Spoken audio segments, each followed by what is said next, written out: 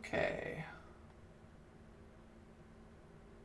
Are you a stream? Are you a duck or are you a stream? When she's underwater, does she get seen? Or does the water get her instead? Nobody knows. Particle man.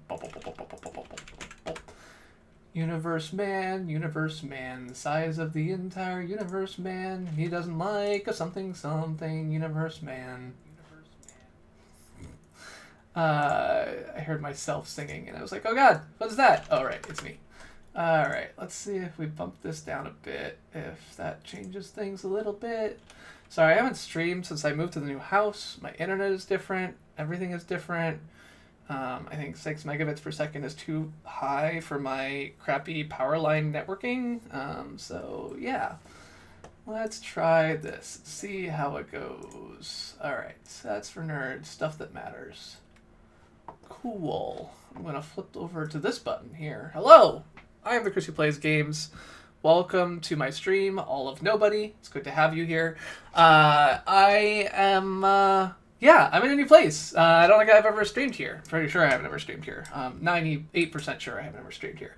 So, I have no strong plans for the night. I have been basically a wreck for about a month for a whole bunch of different reasons. And so tonight is a night to try and do something that gives me energy and recharges me. So I had, like, you know, I was talking to a boss of mine and talking about how I was doing. And he was just talking to me. He was like, so you've told me a lot of things that are kind of like going wrong for you at the moment, but what do you do to like regain energy? Like what do you do to recharge? And I was like, I have no idea. Like, you know, a while ago I could have told you, but now I genuinely have no idea. Nothing feels like it gives me energy. Everything just feels like it takes energy from me. And so I am attempting to see if I can find something that gives me energy. Something that has given me energy in the past is streaming. And so this is why I am here talking to nobody tonight, is because I thought I'd give it a shot. Also, my cat wants to come inside, so I'm going to go let Ichabod in. I will return shortly. If anyone shows up while I'm gone, well, so it goes. It'll only be like 7 seconds, so it shouldn't doesn't matter.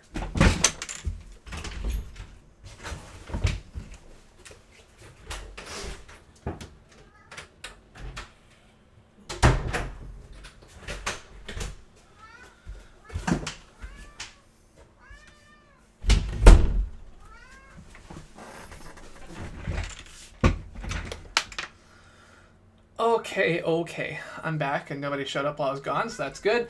I don't know. There's probably gonna be nobody here, but I'm just gonna hang out and probably play poker, which is something that I do regularly.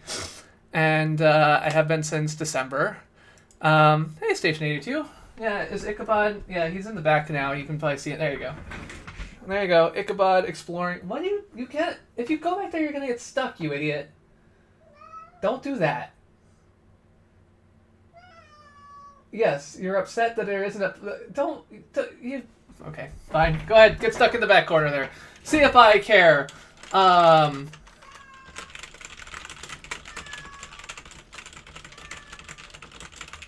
Anyway, Station 82, good to see you. How are you? How's it been? Etc., etc. Alright, sorry. I'm just posting on the social medias because I feel like having people here watching me will make me feel more of my old self, and so that's what I'm going to try. I'm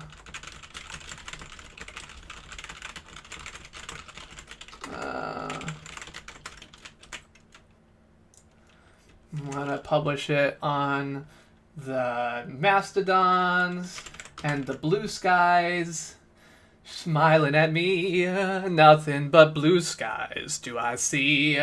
Never saw the world shining so bright, never saw things going oh so right. Noticing the world hurrying by, when you're in love, my how they fly. Oh, blue skies, all of them gone, nothing but blue skies all day long. Like, the stuff is still here, I just moved it, you dumb cat. Sorry. Oh no! What? I'm sorry you were sick. I recently got sick, and initially I was like I took a COVID test and it wasn't positive, and I was like, wow, who knew that like things other than COVID were like still a thing. I'm not used to that because I haven't gotten sick with anything else for a while, like really sick, and then I tested again a day later, and in fact, I did have COVID. So it wasn't that there was new things that like I was getting sick with. It's just that I had COVID, and the test hadn't turned up positive yet. So it's good to have a shtick, I guess. All right, so we don't need to have that doing a thing. We don't need to have this doing a thing. We're here. Yeah, so I've had COVID twice now. I had it in July, and I had it again in April. It's for me, thankfully, it's not that big of a deal. It's not that bad. But yeah, like, and I took, well, amusingly, this is the first time I got it. I took Paxlovid,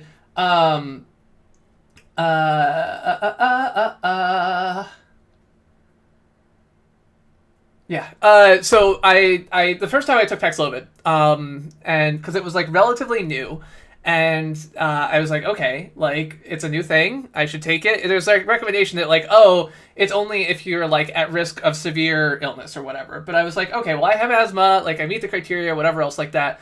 I'm gonna take Paxlovid. And then like 9 months later, they still hadn't updated it to be for anyone other than like could experience severe illness. And I was like, well, I didn't experience severe illness last time, whatever else like that. And I didn't take it, and I wish that I had. It was like, oh man, this is so much better when I took Paxlovid. Like, why didn't I do that again? And so I definitely would say, if you can get Paxlovid, do it. Fuck the CDC's like guidelines on it. Like, it's the risks attached to it, as long as you don't have liver problems, seem very low. I'm not a doctor. Don't listen to me. Talk to your doctor instead. But whatever. But it's it's a thing. So, yeah, it's anyway, it's fine. It's not a big deal. Anyway, yeah, so I'm just gonna stream tonight and do some stuff. My plan for the moment, is, like, again, I'm gonna put links in a bunch of places, and then I'm going to play poker. So I started playing poker in December. I have a long story I'll get to in a second on why that is. Yeah, we'll kind of walk through this. I had at least one friend who was like, man, I want to see you play poker live. I wouldn't get to see that. And I was like, we talk about it a lot. And I was like, okay. So here we are. All right, there, I've got that. I've got chat. I've got this. Great. Okay, so, playing poker. We're going to pick a tournament to play in. I play tournaments. I have terrible cash games. I lose all my money every time. I'm just terrible at it. I never want to let any cards go, and it's a bad thing. And so I've had to kind of learn how poker tournaments work. So if we look at this screen, you'll see a couple things. The buy-in here is how much I have to pay in order to enter the tournament. In the middle here, you'll see a couple different things. So when it says $300 GTD, that means like how much prize money there will be in the pool guaranteed. Because of how poker tournaments work, almost all the money, well, really, all the money you win in a poker tournament comes from the other players in the poker tournament. This is different than most things in a casino where, like, the casino puts the money in or whatever else like that. Like, the players pay it. But these guarantees are, like, the casino, the poker room saying, we promise we will put at least this much in the prize pool. And so, like, if I pop one of these up, and I need to add another window capture here. Sorry about that. Room. Yeah. All right, there we go. And so like when I pop one of these up, you'll see here that this has like a $300 guarantee. It's $225 buy-in. There are only 60 entrants so far. And so what that means is that so far there should be like $120-ish. It's actually $134, whatever, $135 in the pot. But they're like, oh, we will pay $300 even if there's fewer players. What this actually means is that America's Cardroom believes that they will get about 150 people to join this competition. So like this is throughout the next like 9 levels, the next 2 hours, like people will still join this competition, or they'll bust out and they'll come back in. And this number is like, you can use the guarantees here plus the buy-in as kind of like a guess at how many people will be in the competition. As you have many, many more people in a competition, it gets harder. Obviously, there are more good players in the mix. But sometimes it's a little bit... I don't know. I like bigger tournaments better. It just feels... like, there are more bad players, there are more good players, there are also more bad players. And, like, playing against bad players in poker is the most fun. The most fun part of poker is just being better than other people and winning. And so, like, that's usually what I want to do. So, like, this PKO Turbo tournament already has 150 people, and we'll have 300 before it's done. This $25 one, it's only 11 cents. I could buy into this, like, right now, and you can see that they're pretty close to hitting their guarantee already because they have 250 people. And so, like, so this tournament, like, if I buy in, they've hit their guarantee, and at that point, the, like, size of the pot goes up. 11-cent tournaments are... we'll actually just do this. 11-cent tournaments are kind of funny because the people who play in 11-cent tournaments do not play well. Like, because they're only in for 11 cents, they're, like, sloppy players and everything. Oh, fuck. I forgot that it's break time. So here's another interesting thing.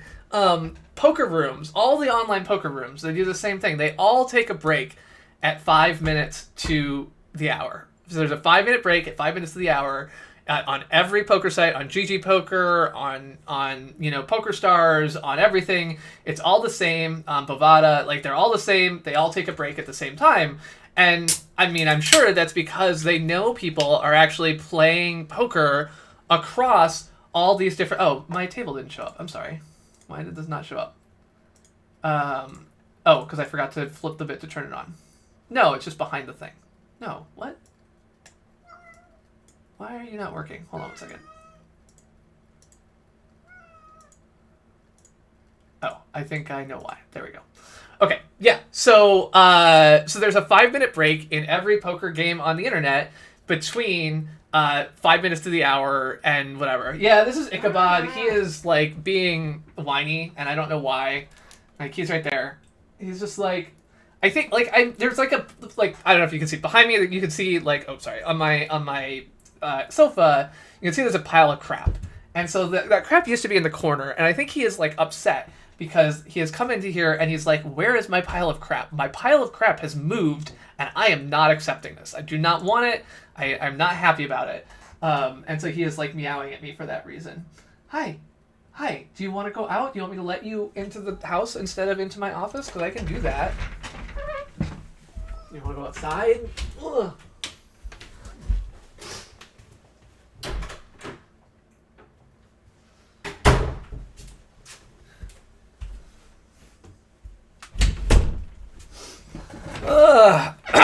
Yeah, no, pile of crap stream all the way. It's definitely the case. Yeah, so I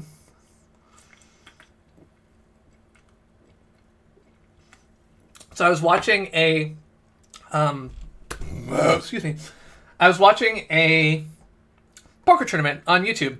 My couch is couch is a bed. It's a day bed, so it's really, like, full length bed. I mean, if you're 6'6", you wouldn't want to lay down on it. But, like, other than that, it is, like, a full length bed. So it is not the angle of my camera. And this room is pretty narrow. Like, it's like, it's only, I don't know, this is probably about 6 feet, so it's like 8.5 feet. But yeah, you can sleep here. I mean, realistically, if you came here, most of the time, you would sleep in the entire extra bedroom that we have for guests.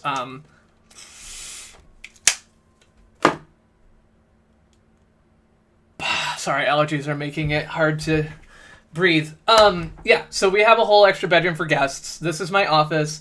It is kind of like a converted sun porch. So if you look, you'll see, like, I've got windows all along here. And then my, like, welcome to Cambridge sign in the back, or entering Cambridge sign in the back. Speaking to my roots, my home. Yeah, so we have, this is my office, and then we have a second bedroom because we've got the kids and we've got all kinds of people who come over and, like, hang out with us or whatever. And at the moment, we actually have a friend of mine was like, hey, I've got somebody who's like looking for a place to stay for a little bit. Can they stay with you? And I was like, yeah. And they came and stayed with us, and I think they're going to be here a little longer than we expected when we said that. I was thinking it was going to be like 3 days. It's already been 10. So, whatever. It's fine. But yeah, so we've got the guest bedroom, we've got this, and I've actually got, let's see, I can probably find the walkthrough of the house on the interwebs, and we can look at it. I mean, I think most people who really care have seen this. Anyway, hi, Velen, by the way. I didn't say hi to you specifically, so hi to you specifically. All right, this is the new home we're moving into. Do this. All right. So the Knicks are trying to come back. They're only down by 3 against the Miami Heat. This is game 6 of the NBA Finals here. Hello, James. No, the basement where I built the rocket ship is in the old house, so I don't have that anymore. We live in a new house now. So, okay, so here's the browser. It's chilling. Damn, you might say, that is a sweet browser. A wrong. What was I looking at? Oh yeah, browser, Matterport, Chrome. There we go. 25 Bank Street. All right. So here's a browser. It's chilling. So we can look at the dollhouse view, right? So our house has, this is our bedroom, my master bedroom. These are exactly the same size, so that's kind of irrelevant. This is the guest bedroom. An interesting thing about them is that there's actually a door between them, which is a little bit weird. I would rather that was a wall and not a door. If we owned this house, I would make that not be a door. It's not my favorite. All right, so then we've got dining room, living room. Living room. I like the dining room's cool. It's got like this old like coal fireplace thing. Bay windows in the front. In the living room. This room now, I mean, these rooms are all so full of our stuff now. Like, this space looks so gigantic, and, like, it feels so much not gigantic anymore. But, yeah, so we've got this. You can come in here. We've got forced hot air, so you can see the grates in the ground. That's where the heat comes from. We also have central air, which is pretty unusual for where we live. And then what you'll see is, like, back here, like, through this back hallway, you've got like another room. And so if you come back here, this is my office. So you can see it's very narrow, like it's not very wide. And then this whole wall is kind of taken up by the daybed now. Yeah, the floors, I mean, they're in perfect shape for me, right? Like they're in rough shape, but that's great because like them being in rough shape is approximately what I want in my floors. I don't want them in perfect shape because then I have to worry that I'm going to like scratch it up. So you can see like in front of the stove here, it's pretty beat up or whatever else like that. But they're nice wooden floors. And so like they're pretty good. But yeah, so it's nice. We've got 2 bathrooms. We've got like in-unit washer dryer. 2 bedrooms and the extra room in the office back here. It's also got a basement, but I'm not, like it's not as, it's whatever. Like at the moment, this is just full of stuff. Like it's not anything. So, yeah. Yeah. So that's kind of a quick tour of the house. Okay, but what we're going to be doing tonight is probably playing some poker. And so I have been... Yeah, it's funny because it clearly failed and did a 3D, like, attach the basement to someplace in the house that just doesn't exist at all. And I could not get it in any way to understand, like, this is on a different floor. Like, I have, like, 7 buttons for this, and I cannot tell you this is on a different floor and have you listen to me. Like, this sucks. Wow, look at that. So Ace Queen went in against Ace 10. Ace 10 won because he had a 10. And so, like, Mr. Person to my left just doubled up. So good for him. Yeah. So back in December, I was going to be going to Las Vegas. And a year ago, I had asked one of my friends, I asked on the internet, like, and I was like, hey, what's the slowest way to lose money in a casino? Because I know that in a casino, house always wins is generally the rule. Like, I'm not expecting to win money. I just want to lose money slowly. And so I asked that, and one of my friends at the time said poker tournaments, and I was like, but I don't like poker because it depends, like, how much money you have controls like how many chips you have, and how many chips you have controls how you play, and blah blah blah. And what I didn't know at the time, because I'd never really understood, I'd watched poker tournaments on TV, but I didn't understand at the time how they worked. And so a key thing about how they work is that, like, poker tournaments, you buy in for a fixed amount, and then everyone gets the same amount of chips. And so, like, I bought into this tournament for 11 cents, and I started off with 100,000 chips, right? And so, like, everyone who was at this table started with 100,000 chips.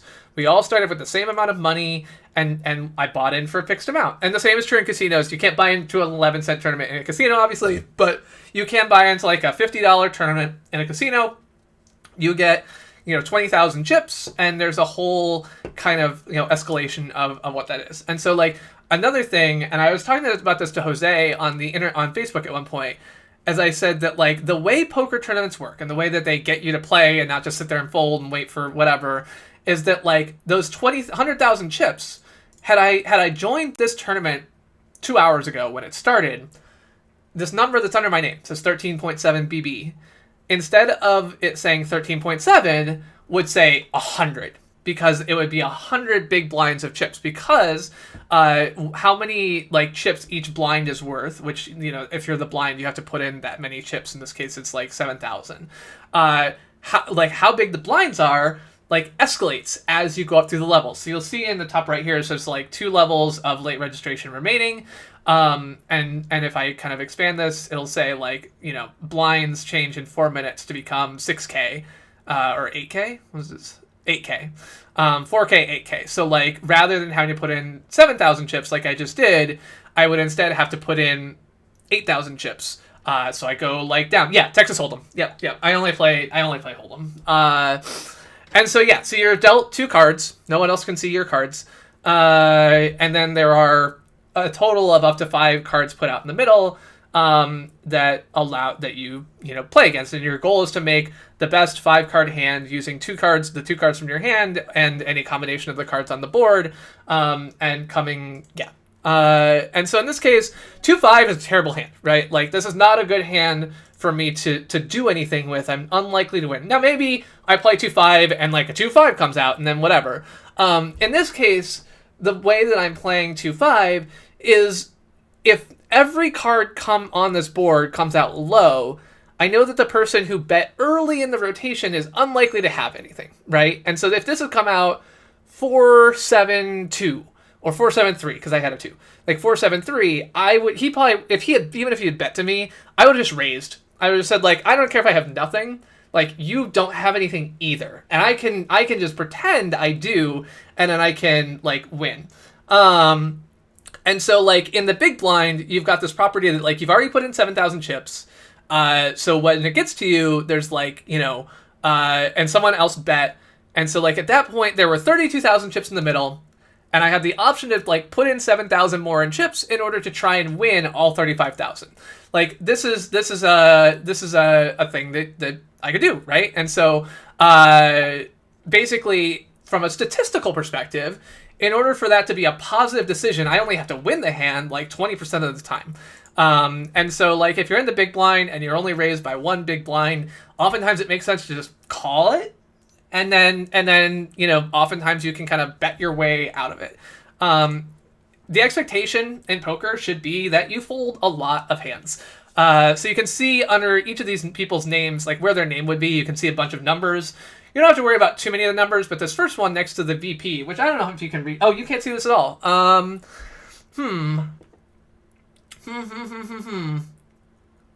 Okay. Yeah, I should have known this was going to be a problem. I wonder if... Yeah, does this do anything? Nope, that doesn't do anything. Anyway, so I can see numbers that you can't see, that show me that show me stats about how people have been playing, right? And so I can see that that like something's, hold on, let me figure if I can, let's see. Do display capture, poker, poker HUD. Let's try this. We will click OK, properties, no, filters, we'll add a crop. See, I spent like 45 minutes. Ooh, I got a good hand here. Oh, okay. So I'm gonna stop this for a second. So here I've got a pretty decent hand, right? Two relatively high cards. They're connected. They're not suited like I would like. The problem is that 2 people before me have bet, and there are 4 people more after me to bet. And so if no one before me had bet, I would raise this. Like, absolutely, I would raise it. I would go for it. It's a pretty good hand. With 2 people before me both betting, my odds of success here, quite low. Most likely they have better cards. Most likely they, like, because they're betting early position where they have 8 people after them to still go, they probably have pretty good cards. And my Jack 10 is not going to go far. Now, with what you see on the flop here, 9 queen, like, perfect. I would have won. like I would have gotten a straight. I would have had 9, Jack, 9, 10, Jack, Queen, King. I absolutely, like, if I bet this hand and, like, gone all in, I would absolutely have won. Almost certainly have won. Yeah, I had the best hand on this table. The problem is that, like, calling to see the flop with, and just to be clear, I would, with 2 previous raisers, I think I'm gonna have a real hard time calling to see the flop. Like that's just gonna be a hard thing, but it's especially hard when they opened for 3.5 big blinds and I have 9 left. Like, that is a third of my stack. Like, I basically, there is no reason for me to call there. The only things I can do is either go all in or fold. It does not make sense to do anything else. And it's always frustrating when you don't make that call and you look at it and you're like, God damn it, if I just made the call. But I didn't. And so I, lose. And realistically what's going to happen, because I'm already down to 9 big blinds, is that I'm just probably going to blind out here, right? I'm not going to get another decent hand, and I'm going to be screwed. So with only 8 left, 5-6 suited is too low. Like, I really, under normal circumstances, I would not kind of go all in with 5-6 suited. I have a chance. Like, I get called by ace king and I pick up a 5 or a 6. Like, I've got, yeah, 3, 4, 5, 6. Oh, I got an open-ended straight.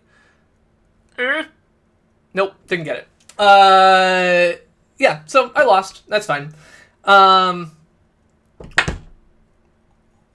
Yeah, so I don't none of this is superstition. Like, I will feel like, oh, I screwed up. Like, in that case. So if I come over here, let me pop up poker tracker. All right, so I have software that's tracking everything that I'm playing. I can go to, wait, why are we?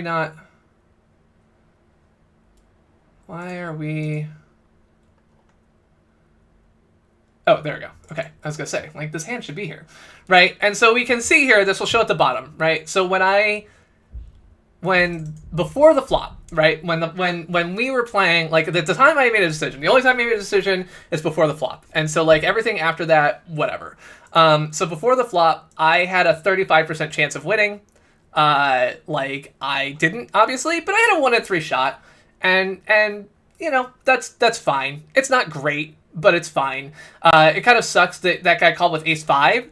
Because if, like, he had called with ace 4, instead of that being, 35%, it would be, I think, like 40, it would be like 43% or something like that. But it wasn't, so that sucks. But I mean, this was, the reason I was doing this is also because it was an 11-cent tournament. I don't care. like I could go enroll in that tournament again. Like, a lot of this is like, okay, if I'm playing an 11-cent tournament, like, an 11-cent tournament does not need for me to, like, do a whole lot for me to feel like I've gotten my money's worth, right?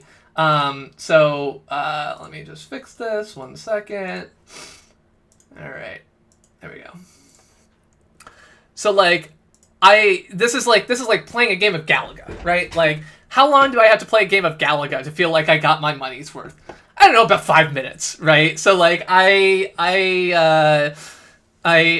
like that's fine. I don't care, right? And so this is kind of how I got into it, is that like I like the idea of poker, but I knew I'd be bad at it because I watched Rounders, and in Rounders they explain to you like you don't play the cards, you play the man. And I was like, well, I'm terrible at reading people. There's no way I could do that. Blah blah blah.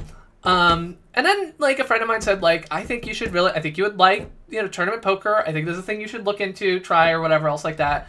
And I was like, okay. And I started learning about it, and I realized that like modern poker is like 90% just math. It's all statistics. It's all like they've gamed out things, and so like which hands you should open with, like what is the optimal way to play if you were playing in a like machine way, like if you had Deep Blue, the chess computer, playing poker, how would they play? What are things that you can look for that you can exploit in other players around you? Everything like that, right? And so there's a whole lot of like math in it, and like I'm good at math. I can understand math. And so like with that being the case, I kind of like got into like studying and looking at things and everything else like that, and like learning more about how the game worked. And so my goal when I did that was absolutely just to get good enough that I could go to a casino in Vegas and not feel embarrassed. Like that was my goal. I'm fucked here, by the way. Like he's probably got a... Oh, I won. Excellent. He was total. Oh, he had a pair of twos. He had a pair of twos, and his like two got counterfeit by the 9 and the jacks on the board. So his pair of twos was worth nothing. I was losing on that hand right up until the river. The river paired both. Like there were 2 pairs on the board. All right, so like, sorry. Stepping back, because this is the thing I always fucked up when I was like watching like poker. I didn't expect to win. I thought he had a jack. He was betting like he had a jack, but he actually had a 2. Which also would have been good, just to be clear. But he was clearly not scared of me having a 9. I wouldn't have expected him to have a 2. Queen 2 from that position is... I would not have played that hand. Like, there's just no way I would have played that hand from that position. So, like, in my mind, that was not a thing. I figured it was either a 9 or a jack, because nothing else made sense to me. This is a great hand.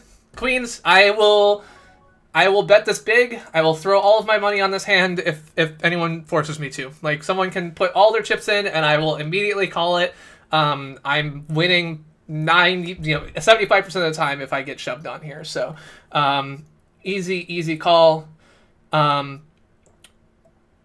so now I've got an overpair to the board. If they have an ace or a king, I'm still ahead. Like, all I'm trying to do here is get them to put all their money in. A lot of low cards, so I'll bet a little bit bigger. If he's got a 10, great. If he's got 10 and 9, I'm fucked, but whatever, that's fine. He had nothing. So he just folded. I just take the pot. I get another 9 big blinds, and yeah, so no big deal. But yeah, so I like learned it, and I was like, okay, poker's not about playing the man. Or, like, it's a little bit about the cards, but it's all about math. It's about math and where you are and everything else like that. And like, that's what it is. And I was like, I can do math. Like, that is a thing I know how to do. Not a problem. Like, I can make that happen. Hello, Matus. Oh, man, I need to check. Oh, no! God damn it. All right, fine, whatever. Jimmy Butler missed his... I bet over 26 points on Jimmy Butler today. And he did not make that, so that is... whatever, it's $1.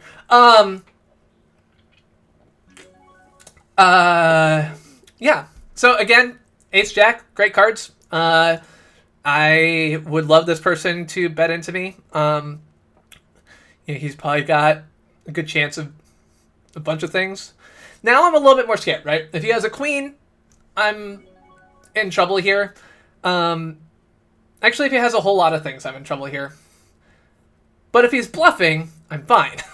So, does he have a 2? Like, is he just like 5-6? Does he have, something else? Doesn't matter. I'm gonna call. I probably lose, but yep. Wow,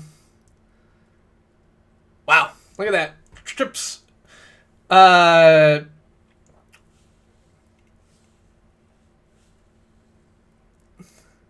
Yeah, so I think that this is an interesting question, right? So like watching modern poker tournaments and watching and reading, lots of like poker training and everything else like that. Like live tells are not nothing. Like they're not. Like but the reality is that like poker players in tournaments are a lot of them are professionals, at least at the end, right? Like early in a poker tournament, people do all kinds of stupid stuff, right? Like I played poker live one time, and everyone at the table. Oh, I'm shouting. I'm sorry. Everyone at the table knew exactly what I was doing. They all knew I was an idiot. They all knew all this other shit. Like I did it once. I lost $200 in like 10 minutes. It was the dumbest thing I've ever done in the casino. Like which is saying a lot, right? Like going to a casino already is pretty dumb, and it was the dumbest thing I've ever done in a casino. And so I know live tells are a thing, but when you look at professional poker players, they know live tells are a thing, and so in Rounders, again, going back to Rounders, my experience of poker before this, like they, if among the whole final table at the World Series, you won't spot 3 tells or whatever else like that. Like all of it is theatrics, right? Like it's the whole Princess Bride Sicilian, I must not drink the wine in front of you, in front of me, in front of you, like, but don't you know, never to have a land war in Asia, blah, blah, blah, is like what they're going through all the time. And are they bluffing? Are they serious? What are they playing? But like 90% of what they're doing is communicating through the bets and the amount they're betting, right? Like that is what is doing most of the communication for them. 6-8 suited, by the way, if I was deeper, I would have considered. I kind of have it like when you're this low, you got a lot of people who just like shove all in. So like here I would have faced 2 all-ins. I'm probably not winning against that. It's not impossible, right? I could still get another club here and I win. Nope. Okay, great. So I would have lost. I don't have to worry about that. And so like there's a ton of stuff where I was watching like a training course at one point, which was doing a review of like a live hand, and it was live stream, and the guy, people in the chat were like, oh, well, he took a long time to bet, so therefore I would assume that he doesn't know, XYZ. And like, sure, there are, when you're the final person to act and someone has just shoved all in on you and you're taking like 4.5 minutes to figure out, like, do I call this or not? Sure. Then that means something. Because like you cannot extract information from like 30-second timing tells against a professional poker player. Like these people know like what they're doing. And so like they are not stupid like that. You can't just like be like, oh yeah, of course. And so yeah. So I was telling Jose that like poker tournaments are a little bit like Fortnite, right? So like I have 18 big blinds now. Every time the big blind moves past me, I will lose 1. Really, I'll lose 2 throughout the entire orbit, right? I have to pay antes, I have to pay the big blind, I have to pay the small blind. So at every orbit, I'll lose about 2 blinds. If I click a window you can't see, I know that I have 7 more rounds around the table before I am out of chips. So with 8 people on the table, I can play 56 more hands before I am out of money, if the blind levels didn't go up. Now, in reality, the blind levels do go up. So right now, my 17, big blinds does 178,000 chips. 3 minutes from now, that will be not 17 big blinds, but it'll be 15 big blinds. 5 minutes after that, it'll be 12 big blinds. And so I think about it like the Fortnite Battle Royale circle, like shrinking and shrinking and shrinking, and a number of players who are left in it shrinking and shrinking and shrinking. And so you can see in the top right corner, it says like I'm in 51st out of 78, and place to ITM means place to in the money. So it will take another 42 people going out before I get paid, right? And so I need to make it that long if I want to not lose my 11 cents. And actually staying that long actually only gets me 10 cents because this is a PKO tournament, which I can get into later. But yeah, so I need to stay in that long, and that's going to be hard. I will not be able to do that. Like I'm currently 53rd. I need to be in 35th in order to get cash. So in order to do that, wow, look at that. The guy like went all in with 2-9, and he's going to win Yeah, like, see, this is the thing. Like, you can play the crappiest cards there are.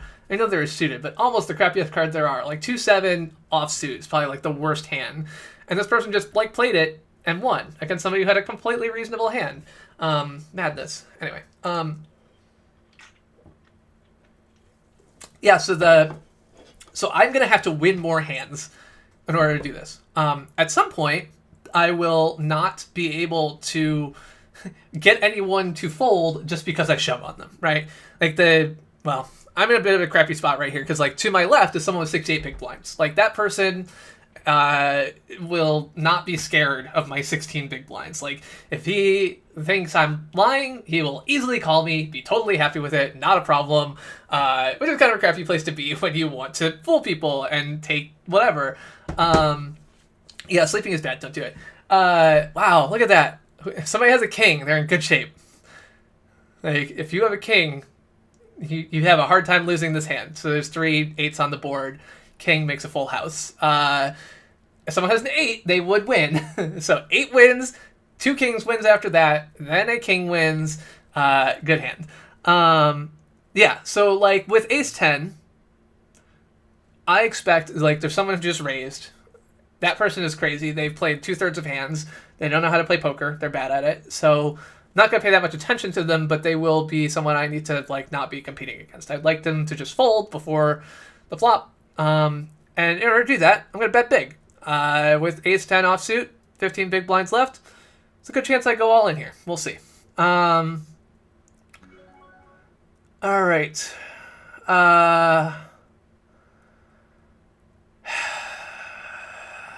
No, I don't go all in. I raised 3.5.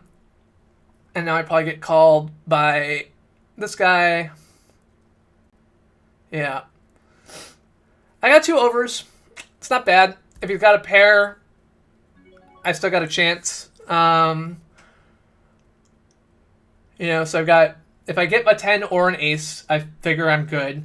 So I've got 6 cards. I got 2 chances to get them. 6 times 4, 24% equity. So I can bet a little bit here. I'm just going to bet a tiny amount. A little bit more than a quarter pot. If he has something, he'll call me or raise me. If he doesn't, then, he doesn't. Now I feel like I'm good. Like, now I think that if he bets again, I just assume he's a liar, and I'm good. So I'm just going to shove. I'm going to put this in here. If he calls, I lose. Yeah, he folds. Perfect. I didn't give him a chance to get some other card. If he's got a flush draw, I'm not going to give him a chance to get that. Just get the money in and like, be done. Yeah, he might have had 2 spades. He might have had a 6. Might have had a 9. Might have had a 3. Yeah. King 10. Real small stacks at the end.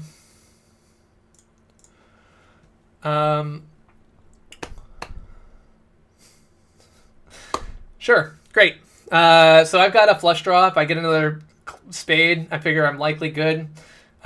He could have a higher spade, but it's pretty unlikely. We'll just make him put all his chips in. If we lose, we lose. Yep, and we lose. Yeah, so, I won 6 big blinds from him. He won 6 big blinds from me. So it goes. Whatever. I said there were higher spades.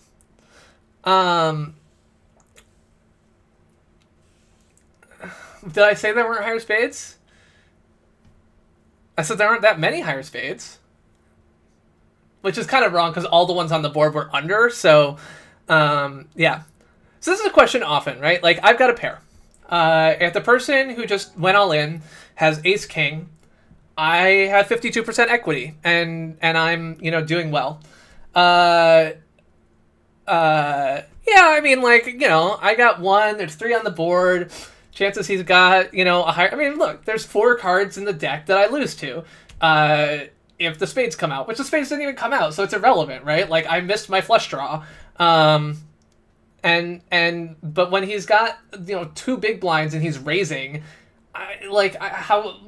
maybe he's got something, maybe he's just lying. Like, this person, like I said. Now, if this guy wasn't playing 70% of hands, then I would be treating him differently, right? Like, again, this is somebody who I can look at stats, which I know you can't see on your screen, but I can look at the stats and see, like, of the times I've been sitting at a table with him, which is more than just this tournament. No, it's just this tournament, probably. He has raised 70% of hands. Like, that is a very, very high number. Like, I have raised 27%, and that is higher than it should be, and it's only that high because I'm kind of low and doing other things, so...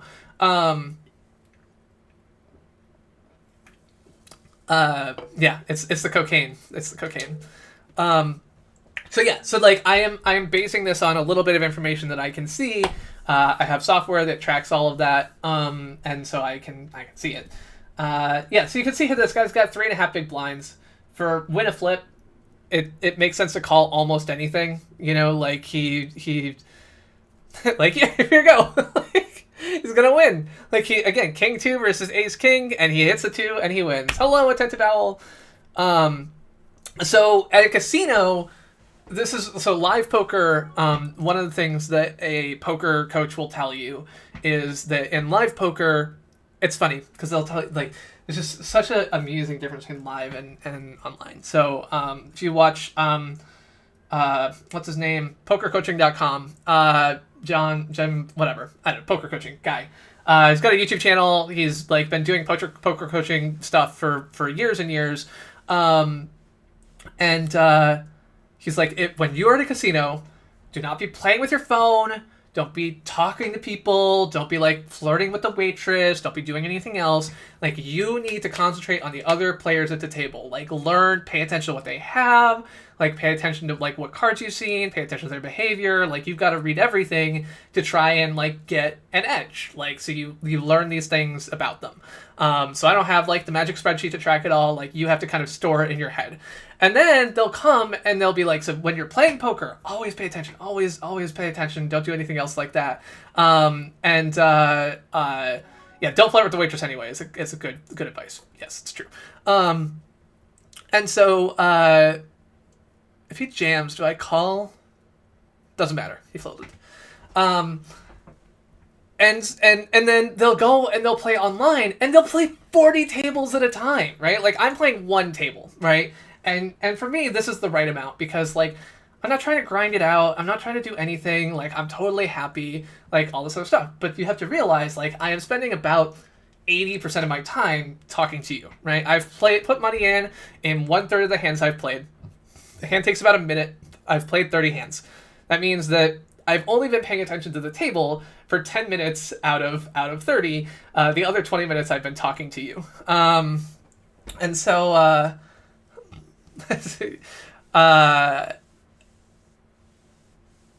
yeah, that's right. Coming to you live from the Cayman Islands. I think they're actually based out of San Diego.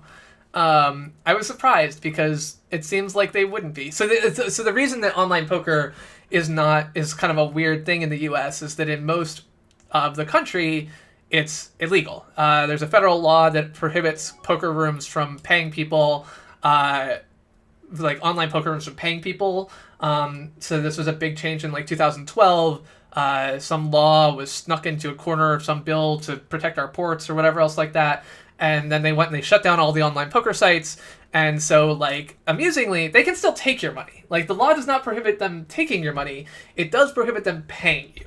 And so, like, all of these sites are very happy to take your money via a bank account, a debit card, a credit card, whatever else like that. They'll take your money left, right, and center. But if you want to get your money out, the only way you get your money out is via cryptocurrency, which I think is just a hilarious, like, thing, right? Like, oh, it's illegal for us to pay you in like US dollars in a US bank account, so instead we won't. And they have a whole thing on their website that's like, yeah, by the way, King 10, pretty good hand, not good enough for me to call with 1/3 of my stack, not good enough for me to raise against an under the gun raiser. I guess it's a CTG +1, but whatever. Like, I expect him to have an ace. And now, if I was in this position, I still have a chance, right? But yeah, he has ace 10. Like, the only out that I have then is like a jack. Like a jack would get me a straight, but yeah. So yeah, him raising in that position, I had a good feeling he had an ace. I didn't think I could win against an ace. that's why I didn't bet. And especially given that I had king 10 and he had ace 10, that's really bad for me because like my 10 is not live. Like if he gets a 10, he wins. Or rather, there's a 10 on the board. I don't win. We both like I lose to him because his ace is better. So yeah. Well, so I like it's funny because like I'm a princess and my username is actually, as you can see, Princess Christina, and I did that because I was like, look, there's no chat on this thing, there's no social interaction at all. I guess there's like emotes you can turn on, but I turn them off. So it's not like there's anything here that's really social. I was like, but maybe, just maybe, like some sweaty guy in a basement somewhere is gonna look at like a player doing something stupid and be like, oh, it's a girl, like I'll be nice. Now in reality, I don't even notice the other avatars. I especially don't notice their names because I have numbers over the top of all of them, which I'll show you guys in a little while. And so like I don't pay attention to this at all. But that was the thought that I had, and like the chances this has any impact, 0. But it makes me smile every time anyway. So yes, I am Princess Christina on America's Card Room. Yeah, and so you can see like here I am slowly blinding down. I'm 50th out of 57 now. I need 21 more people to go out before I will get paid my 10 cents for winning. I will not be able to just fold to that. In a little bit my blinds are going to be 10 and I'm just not going to be able to do that. So I will have to win hands. And once I get below 10 big blinds, no one's going to fold to me when I jam. Now with 12, this weird snake guy in the corner, if he doesn't have really good cards, he's not going to call. But everyone else at the table is going to be like, I have you covered. I got ace queen. I'm going to do this. So,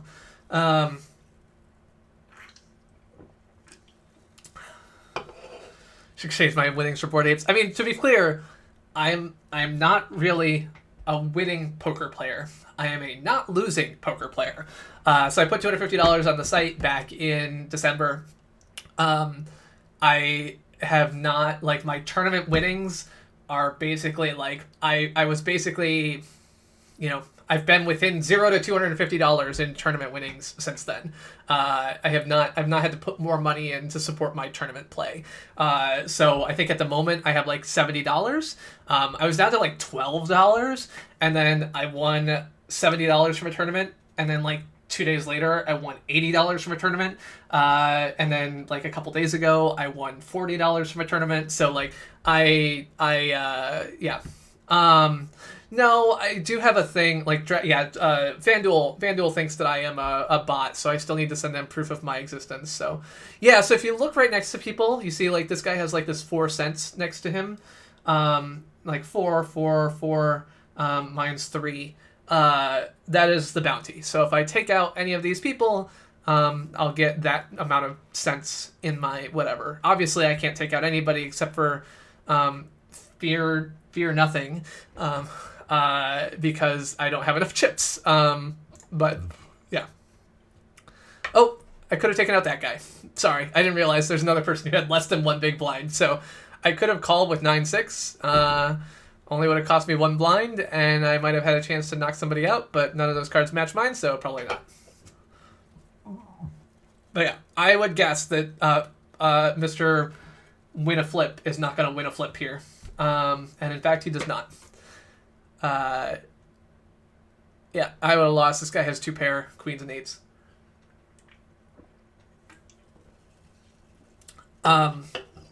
Maybe you're afraid of being afraid. Yeah.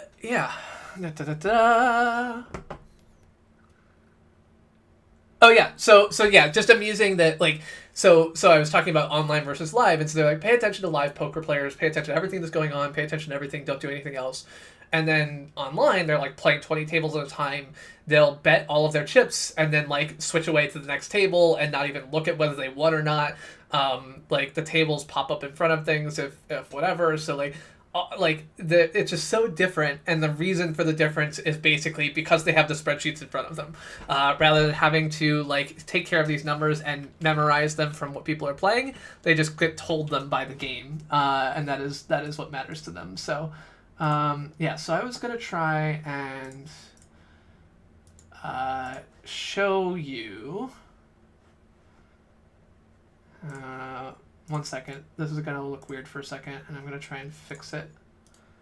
Oh, okay, actually, hold on. I'm going to play this hand. Nines is pretty good. I don't think I'm going to get a lot more chances than this, so hopefully I win. You know, it's kind of nice if I just win right away, but this guy called me, so maybe he has ace-king, maybe he has a 10 and an 8, maybe he's got 2 and a 5. Who knows? We'll find out in just a moment and figure out if I'm dead or not dead.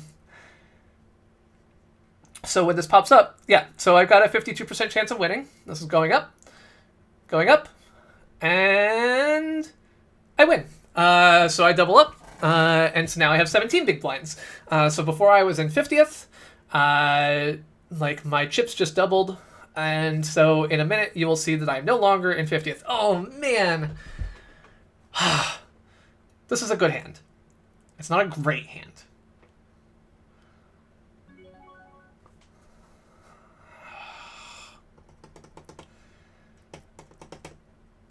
Okay, so the smart money move here, if I cared about money, is that I fold until the money, right? I've got enough money now that I can do that. And now I'm going to really hurt myself on that. If I wanted to just fold until the money, I probably could have. And after this hand, I probably will not be able to because...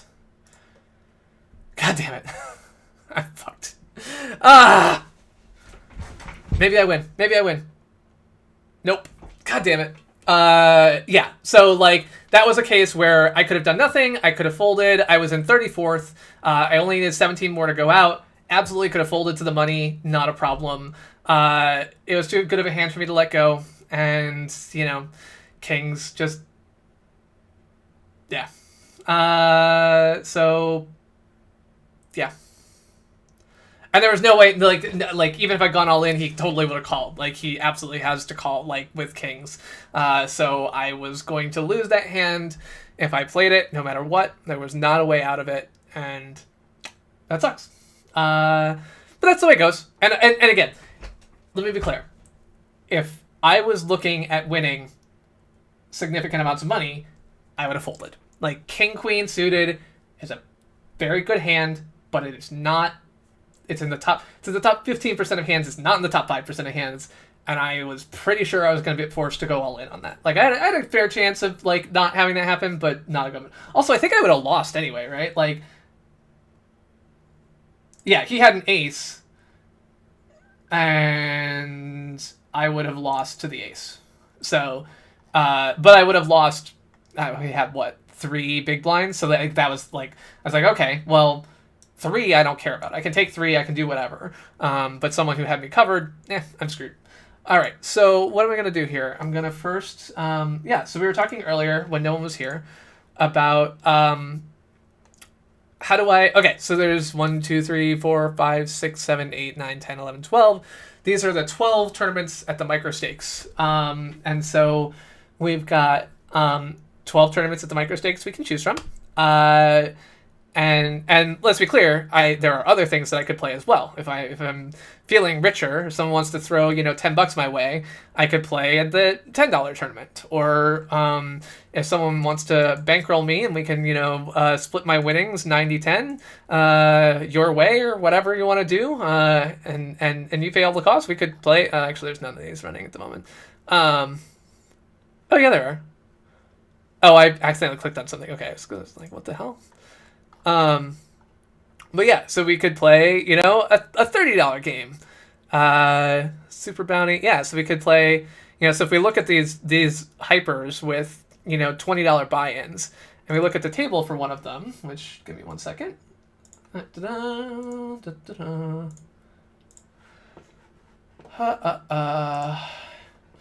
You'll see that instead of next to them having like 11 cents, they have like $10, like $5. So like if you knock out another player, you get $5. Now, granted, you put in 20 to play, so like you're getting 1/4 of what you bought in. You got to knock out 4 people in order to just break even. So like it's not magical or anything else like that, but it can seem like a lot more. Highest buy-in game right now. Let's find out. Well, let me see if I can. All right. What do we got running right now?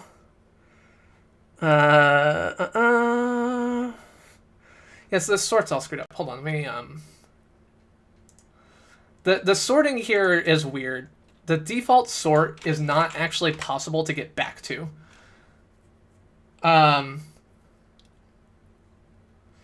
Yeah, well, the sad thing was Jimmy Butler scored 24. I don't remember if I think I told you like I had him for over 20. I actually had him for over 26. And so like I just barely missed that. All right, sorry. Fixing the lobby here. Cool. All right, so we're in all right now. It looks like at the moment running right now highest buy-in $44. $88, $215. I think this is the highest here. So $215 buy-in, $20,000 if top.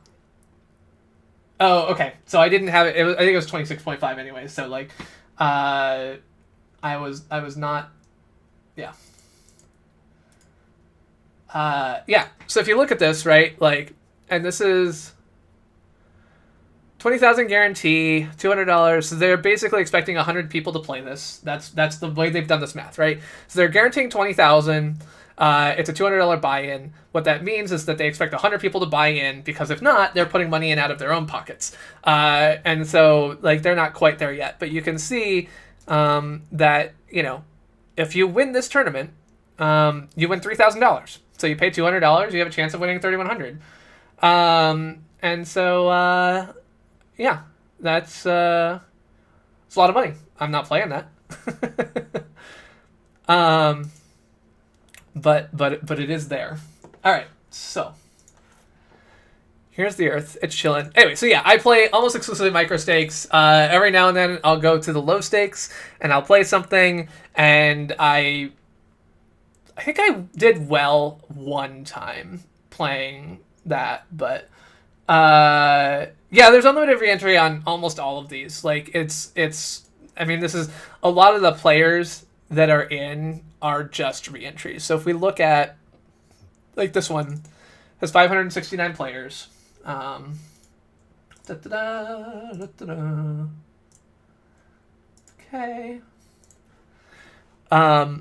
And so as we scroll through this list here on the left, you can see all these like ×2, and this guy like ×5. Like Dirty Birdie has paid $20 to play in this tournament because he's in for 5 times. 3, you know. So a lot of these are folks who are, and like you can see the people down here, they've already busted out 3 times in this tournament, and yeah. So a lot of these are reentries. They're not like 200 distinct people. But yeah, no. So this is a real common thing for people who do this professionally. Like busting out is just part of the deal, right? Like your goal is to have an edge. And so you can see here, like this is $4 plus 40 cents. 40 cents is the part that goes to the casino. If you are like, so 10% rake means the casino, you know, takes away, or the card room takes away 40% or 10%. In order to be profitable in playing poker, you have to have like a 10% edge over the overall player base. You don't have to be better than the best person, but you have to be like 10% better, because otherwise the like rake, that portion they're taking is gonna, you know, beat you. So so that's your goal. Your goal is to have a 10% edge over the overall like player base, and that means that if you have like a 15% edge, you're still expecting you're gonna lose 40% of the time or 35% of the time, right? And so like busting out and re-entering and busting out and re-entering is like totally normal. And so you will watch, like I watched, again, this poker coaching guy did the streams, and like he like literally like he'll just spend a Sunday afternoon, he'll put $50,000 in America's Cardroom, you know, one day of action, and he will just sit there and he will play. Like, he'll play, he'll have one high table he pays a little bit more attention to, and have like another 7 tables going at the same time. And like, if he busts out, he's like, cool, pushes the button to like put it in again. Yeah. You think poker makes me slightly manic? I think that what makes me slightly manic at the moment is the fact that I just had caffeine at 9 o'clock at night, have been suffering from allergies that is making me take medication, which makes me slightly, twitchy. And also the fact that I have spent the past month living in a terrible mess of bad shit in my life, and I'm enjoying talking to you all.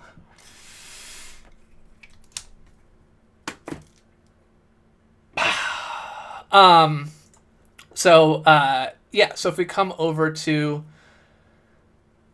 here, these high roller tournaments, we got this 215, which we'll swap to showing.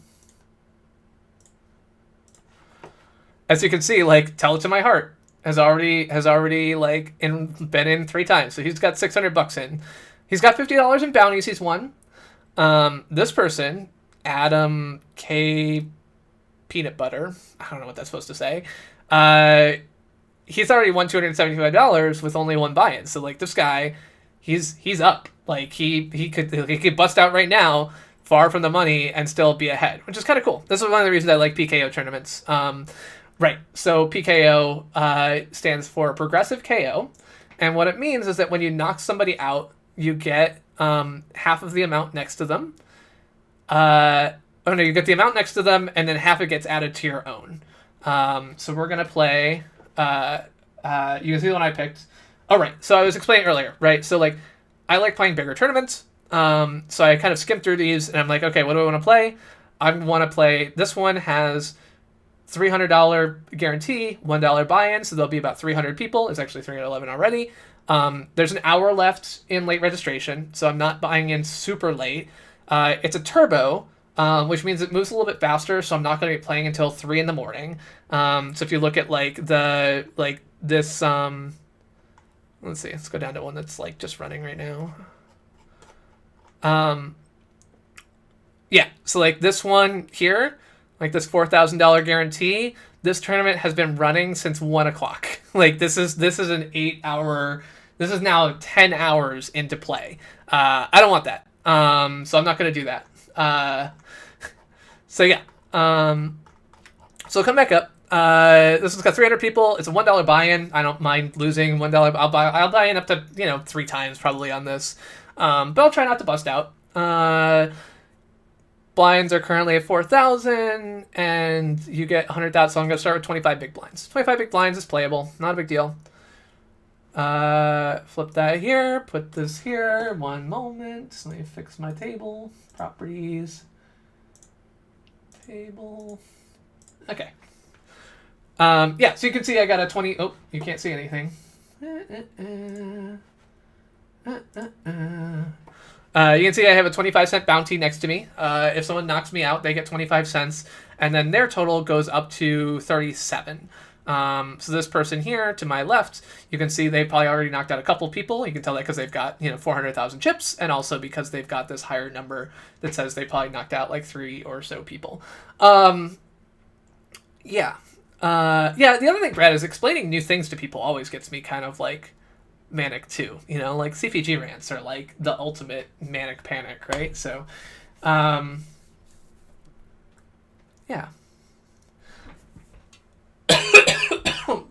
Yeah, allergies have been shit this week. I basically like learned like my eyes were itching, like itching, and I was like, what the fuck? 4-6 would have worked out fine. I should have played the 4-6. I wouldn't have played the 4-6. I'd play the 4-6 in the big blind. I'd call for it with 4-6. It's a min raise. My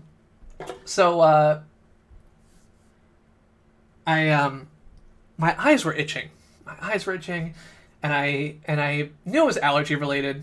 But I didn't really know.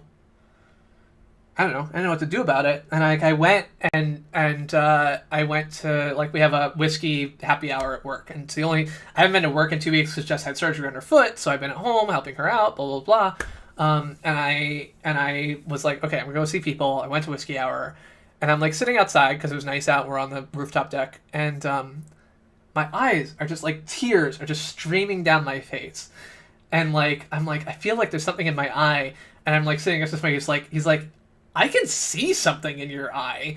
Like it looks like you have like a scratch on your cornea, and then like I moved my eye around and it moved, and he's like, well, I guess it wasn't a scratch. Like you must have something in your eye. And so like I like got home and like sat in front of a mirror and like, you know, pretended like one of my friends was like, it looks like, have you had contacts? I said, yeah. She said like, if you act like you're taking a contact out, like there is stuff, I can see it in the front of your eye that you could probably get out. And like, obviously that doesn't work if you don't have a mirror in front of you, but, or rather it didn't work for me without a mirror in front of me. So these cards are far apart. A 10 is okay. It's a min-raise, so I can call from the big blind and then bluff on like a 2-3 board. Yep, I'm going to lose this hand. If he bets, I fold. If he doesn't bet, then do I bet? Yeah, I'm going to say I have 2 clubs in my hand, so we're gonna bet. And he's gonna raise. No, fold. 10's okay. 10 lands on the board. 10's okay. Jack, 10, 7. I'd take that. I mean, so I'll here. Let me. All right, poker coaching. Let's pull this up. We'll have a little. All right, so we got 20 big blinds in a tournament. We're in the big blind.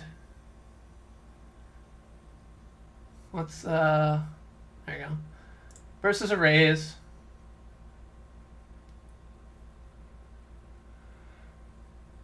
Yeah, no, it's 100%. Like, there's a risk. Whatever. 5 blinds, it's fine. Alright, raise, what was it? 1, 2, he's like, yeah, UTG plus 1. Alright, 10-5 off, I should have folded. 10-7 off, I should have called. Like, that's the GTO stats. So GTO being game theory optimal. So basically this is people run a whole bunch of things through the computer and they find the optimal spot where, like, if you play this way, it, like, there's no, like, you're effectively playing even. Like, if 2 computers play each other and they've just played GTO, this is the strategy that will get you a thing. Now, you're right. So the issue is not the 10. 10 is fine, right? Like, I can play a bunch of 10s. The issue was, and this is exactly what I said, a 10 and a 5 are too far apart. You can't make a straight that way. Like, I mean, okay, yes, you could make a straight 6, 7, 8, 9, like 4 cards in the middle, like a 4 gapper. All right, like, sure. But yeah, and this is because playing from the big blind, you don't have to win a lot of hands in order to do it. Now, should I have bet that turn? In hindsight, obviously not.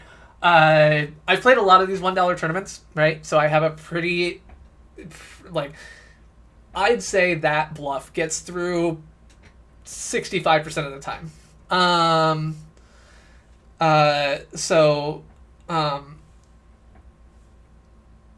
Yeah.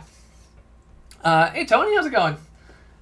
Yeah, so this is a hand chart. So what you're seeing here is you've got this is how when people talk about poker hands, you've got your pairs, ace, ace, king, king, queen, queen, etc. On these, like on this bottom side, you've got the offsuit cards, right? So ace, king, offsuit. So ace of hearts, king of diamonds. Over here on the other side, you've got your suited cards. The S is for suited. Ace, king, suited.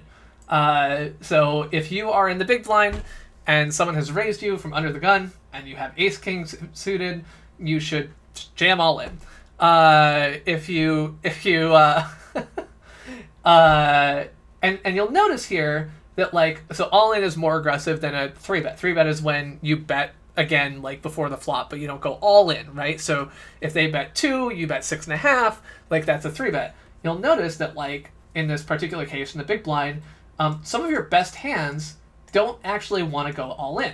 Now, why is that? Well, that is because you want them to give you more money. So with ace ace and king king, right, pair of aces or pair of kings, you're just like, you're about 80% chance of winning the hand. So you want them to give you more money. You don't want them to fold. You just want them to give you more money. Yeah, and so this is like, yeah, so there's, that's right, just string them along. Now, granted, stringing them along, and so you'll see that, like, ace jack, ace 10, like, these are all just calling, right? And so you're just representing, like, if you're in the big blind and you just call, they have no idea what you have. You could have, ace jack of hearts, or you could have 10-5 offsuit, like I did. I mean, okay, you can't have 10-5 offsuit if you play right. I should have folded it. But if you don't play right, like I did, you can have 10-5 offsuit. And so, like, and to be clear, most of the people at this table that we're playing at right now do not have any idea what this chart looks like. It's probably unfair, but there's a lot of bad poker players at these tables. Yeah, so don't play that hand like I did. I should have folded, according to GTO, game theory optimal approach. But I will say, the other thing about poker is that you can't just play this chart. And the reason you can't just play this chart is because playing this chart, like it's someone else who's just playing this chart, is how you tie. And what you need to do in order to win is to figure out something oh, Brad, what time is it? I apologize. You may have missed this earlier. It is between 10:55 and 11 o'clock. Every poker site on the internet has a 5-minute break starting at 5 minutes to the hour. All of them do this, and so, like, I cannot play poker between 10:55 and 11 o'clock. It's actually 10:55 plus until the last hand finishes, so whatever. Yeah, no, so the reason that it's longer is because, like, at 10:55 they stop doing new hands. They stop all of the hands until all of the tables finish their current hand, and then they start the break. So breaks start sometime between 10:55 exactly, and like I had one that started like 3 minutes late because there were like two people. They had like one slow hand, and someone's internet disconnected, and everything else like that. Yeah. So I got jacks, great hand, no problem with this. Raise, call a jam, maybe.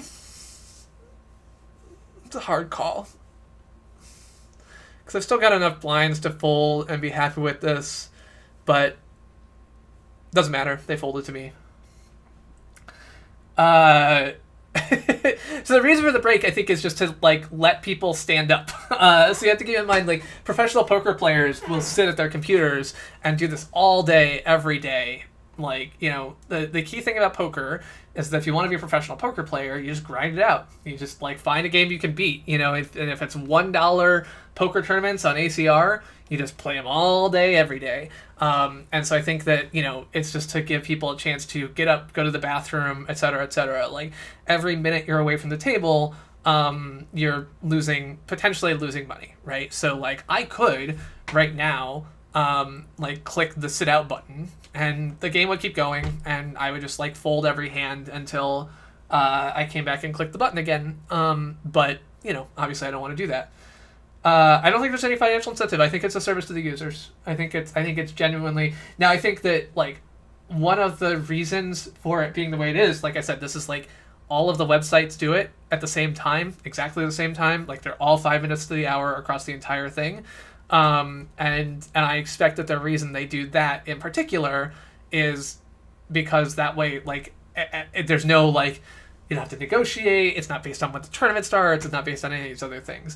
I will also say they don't do it in cash games, because in cash games, like, you can sit out and you don't lose money. Like, only tournaments have this kind of, like, time-based element to them. 10-jack offsuit, I'm effectively on the button. That's a perfectly fine hand. Raise that. We'll see if this guy calls. He doesn't. Great. I get another couple of chips. Yeah. So before I was effectively on the button. Now I'm under the gun. So you can see there's 1, 2, 3, 4, 5 people after me. This is not a bad hand.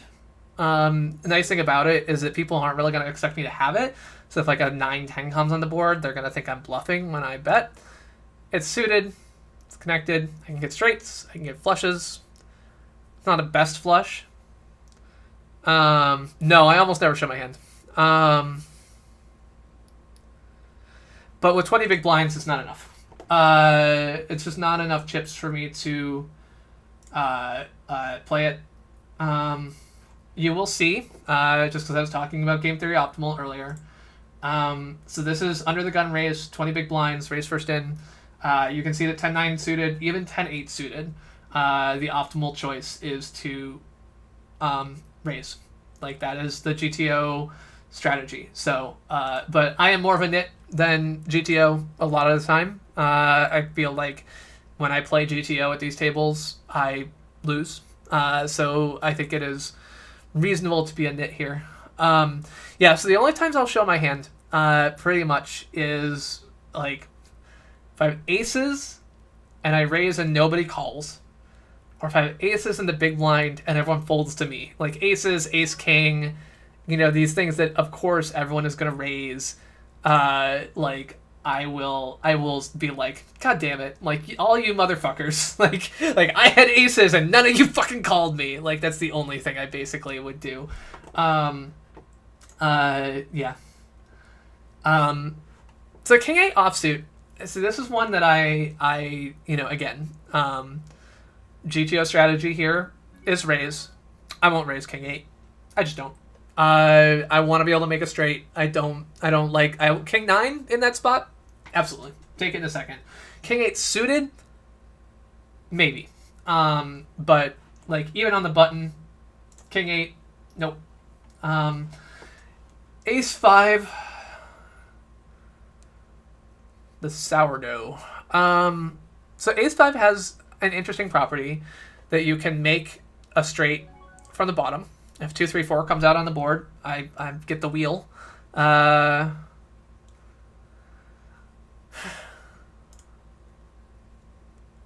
From the button, it's obvious. From the cutoff, less so. So they're named positions: big blind, small blind, button, cutoff, hijack, low jack. Not a great set of cards for me. I got basically nothing. Like, I hit my ace is basically my only way of winning here. I got no clubs. I can't make anything else. I do have, you know, if 2 more spades come out, I could bluff the, you know, flush, but yeah. Great. So I think another way I win is that like a 9 or an 8 come out. 9 or an 8 come out. I win because I got 2 pair with the ace high.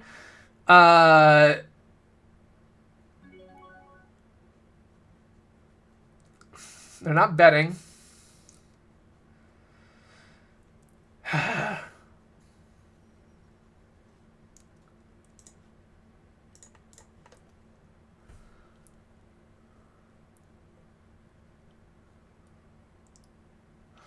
Yeah, so turns out you don't have to have good cards to win. You just have to make people think you have good cards. So the other 2 didn't have connection to anything on the board. If they did, they would have bet. So after them, I have the property that I'm in position. So that means I'm the last to act in each of those turns. So they both had to do things first, and then I got to go. Because of that, I knew what they were doing. I basically was just pretending I had something. And so, yeah, like, and this is the other thing, like, again, playing $1 tournaments, players are really straightforward. Like, they will very rarely bluff with air. They will very rarely, like, if they raise all in, usually they think they have the best hand possible. That's an exaggeration, but like, especially if like you're playing through and then like the river card comes out, like, yes, some people will bluff all in. Like when there's 3 flush cards on the board, they'll be like, ha, I can fake you out of this. And then you just call them with, you know, a triple, like a set, and they lose. But mostly if it looks like they're doing something very straightforward, likely they have it. Like if somebody shoves all in here, I assume they actually have queen 10. I assume this Zorro, most likely, like he's betting half pot. I would guess that he has at least a pair, but probably not top pair unless he bets again. Yeah, so now I'm thinking he's got top pair, top kicker, which he did, and he lost because it turns out that, you know, the other person, they made their straight. Is that what happened? I think that's what happened. Yeah, they got the straight. So they had a 10. There was 8, 9, jack, and queen on the board. Or there was 8, 9, and jack on the board. He had a 10. So he had a 4, like an open-ended straight. He could get a queen, or he could get a 7. He was going to win either way. Ace Jack said, I'm going to stop you from taking this last card. I'm not going to make it so you don't want to. And I'll make you pay a lot of money for it. And the guy said, fine, I'll pay a lot of money. If I get my open-ended straight, I win. If I don't, I lose. Probably the right play in that case, but you only have like a 30% chance of winning. But that's so. And at every point where you're putting chips in, you can kind of do math on. So this person has so few chips left that like it just auto played that. Like I didn't put any more money in. He just only had like half a big blind left, and so like as the big blind, I automatically played against him. I did not choose to play that hand. Yeah. So this is a case where you can do stupid things because it's a PKO tournament, right? And so like if I take this guy out, I get a quarter. Queen 5 is not a playable hand. I should not raise this hand. But I might have something better than him. And so I could call here or raise to get the big blind out of the way. I'm not going to, and I would have lost anyway. He's got a queen 6. It would have been really bad for me. Oh, actually, we would have... I don't know what... I think we would have chopped there? I'm a little bit confused on exactly what happened. I don't know. It's hard to... Sometimes those run outs, when I'm not in them, I'm not paying attention, yeah. So, in that case, nothing would have... Yeah, wasn't important, so... Jack 2, suited... No. Okay. Was it like a straight on the board? Oh yeah, 8, 9, 10, jack, queen. Okay, so initially it looked like I would have chopped just with this guy, like just with this guy who's very low, and then the last card to come out was a queen, and whatever. Yeah, so. But more importantly than what the end result is, so we'll flip over here for a second, is like, you know, so we look here, and pre-flop, right? Yeah, queen 6, ace 7. Mine would have been queen 5, right? So like queen 6 has 32%. If both of us are in there, we have even less than that. So you can see on the turn, he had a 98% chance of winning straight out. This guy had a 2% chance of staying in. And then the turn came and it was a queen. And so like now nobody's hand matters because you're just playing what's on the board. And so that's, yeah.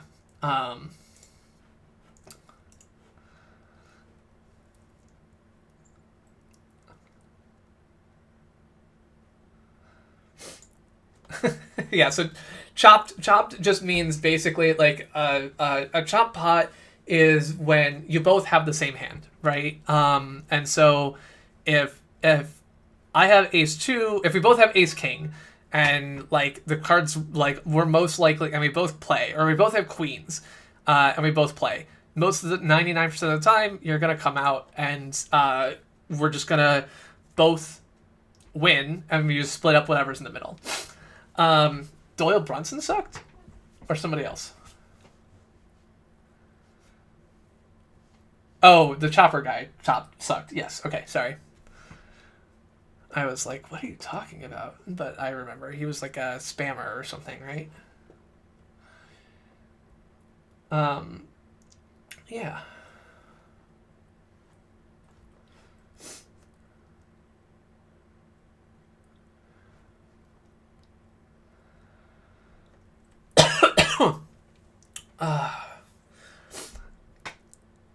Yeah, so you can see like I started this tournament with 100,000 in chips.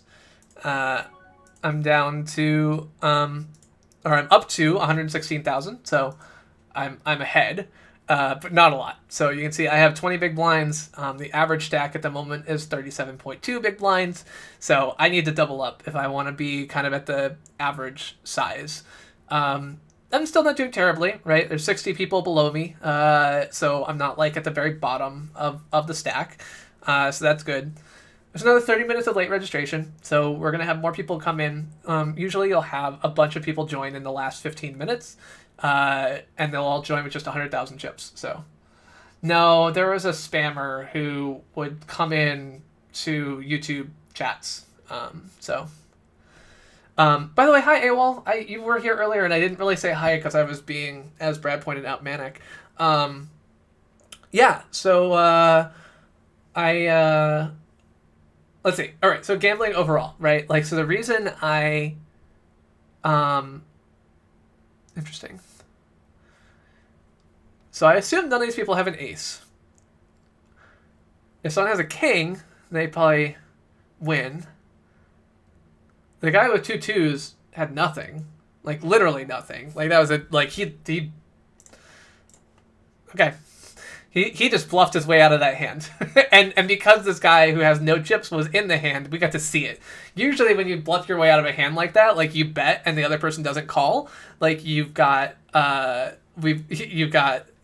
Like he just bet small and like the person he was playing against was like scared, which he shouldn't, whatever.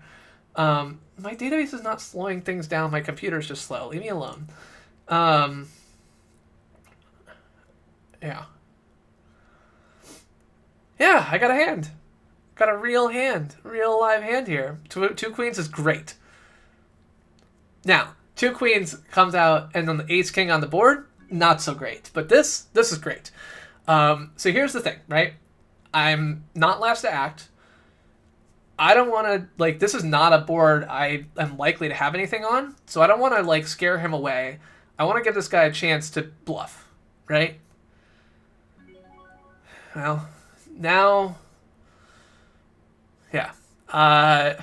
You don't really love this situation, because if he got a 7 or a 10, I lose. But, so what he's saying is he has a 7 or a 10.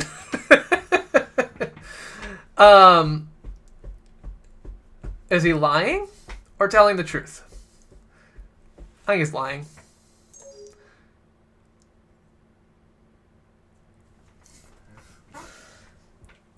Oh, actually, he might have actually thought he was best. But it was marginal best. Like, because he had, like, ace with two, he had ace king, which is a good hand. But with 2 pair on the board, the only thing that matters there is the ace. I think that was a bluff. Just because he bet so big. Like, what are you going to do there? If he's trying to rep the ace, or if he's just repping the ace, just playing straight up, you don't go all in. He doesn't need to go all in. He just calls and check it down. Big Slick, that's right. I don't. Big Slick is not a name that sticks in my head. I've only heard it, like, you said it to me recently, and I heard it for the first time in like a poker broadcast, or I noticed it for the first time probably a little bit after that. So look at that, they all win because they all play the board. And so like I just never heard it before. That's why. But yeah, he had Big Slick. Yeah, so I think he was jamming to kind of say, like, I have a 10, I have a 7. I mean, those are, or I have 2 10s and 2 7s. Like, those are the only things that really make sense there. And he didn't. It was just a lie. He just wanted to fool me. And with my queens, I didn't let it go. So that's just the way it is. I am not happy about playing ace 3 in this position. The 2 razors before me, my ace is no good. Like chances that one of those 2 has an ace, pretty high.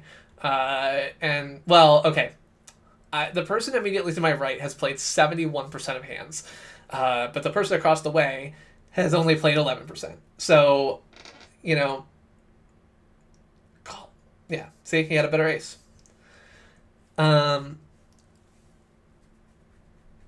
Yep. So I would have lost that. So glad I was not in that hand. But yeah, the guy to my right calling a raise with 9-4. All right, that's a move. Congratulations. I'm glad that I'm not you. 4-9 suited is nothing. Absolutely not my friend. Folds to me. I maybe... Nah, I do nothing. I'm just going to fold this. Like, the reality is this person to my left with 5 big blinds is not going to... He's either going to, like, call everything or call nothing, and I don't know which it is. I expect he'd call almost anything at this point. But I don't need to mess with that. It's not... Like, I could have just jammed all in there, and I'm pretty sure he folds, but I don't need to risk 5 blinds to find that out, so just fold. Yeah, so the key things that I try and make sure of when I'm looking at how am I doing at poker, right? I will go back and we'll go back to Poker Tracker for a second, right? And look at a hand like this, right? So I'll look at the last time in the hand that I made a decision. So if I was all in pre-flop, or we went in on the flop, or whatever else like that, like I will pay attention to that and look at my equity. So in this case, like if I jammed pre 57% versus 43%, like my odds are pretty good there, and I'm feeling like, you know, I made a reasonable decision. Now of course in reality, I've got to play a little bit, not just the cards that the person had, but a wider range. And so like there's calculators where I can punch in like all the range of cards that I might have thought he had and try and like, you know, do the math on that as well. That's the way to kind of make those decisions in the first place. But if I'm reviewing my play, like looking at it and saying, did I seem like I was doing the right thing, is what I'm looking at. And yeah, so like it's just to be clear, like the reason that I enjoy poker is because it's a math game. Like realizing it's a math game was like way more interesting to me. Also, you'll note that now that I got that double up on the queens, you'll see I have 42 big blinds. If you look at the top right, you'll see that the average is 42 big blinds. So now I'm kind of right in the meaty middle. So you can see I'm right at the average stack size. I'm 67th out of 159. So I'm like in the top, not quite third of players at the moment. 45 people get paid in this tournament. So if I can make it to 45th, I do that. I get money, and like the minimum cash in this one at the moment is $1.20. That'll go down a little bit because we're gonna have a few more players still, but it's 6-9, nice. Yeah. So yeah, Brad, you asked me at one point how much of my time bank I usually use, and like the only reason that I've used time bank at all in these hands is basically because I've been explaining what I'm doing. So, okay, yeah. So in 2021, I bought an e-bike, and I rode it all over the place. I rode like fucking everywhere. Like I'll pull up my Strava heat map. And so one of the places that I rode by is the like there's a casino near Boston, and I would ride by it, and because it's like new development in this kind of like former industrial wasteland in kind of like a broke city, like it has this property that it's like the big lick. All right, ace-5 suited, under the gun. This is according to GTO. The fuck was that? According to GTO, ace-5 suited. You should not play ace-4 suited, but but ace-5 suited is a thing that you can play under GTO.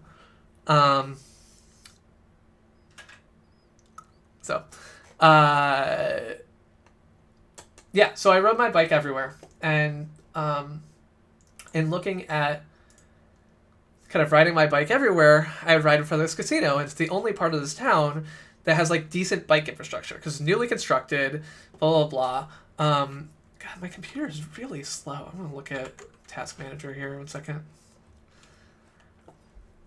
All right, 84% CPU. What is using all of my CPU?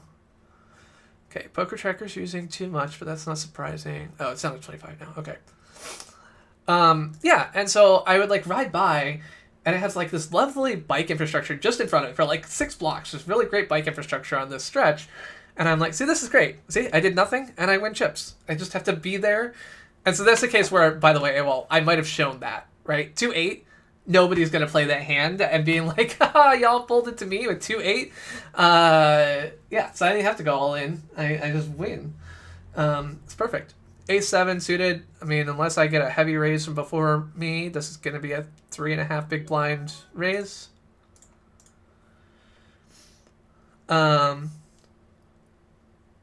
That's pretty good. I need 55. Like we're right on the line there, right? I'm not calling that though. That's unfortunate.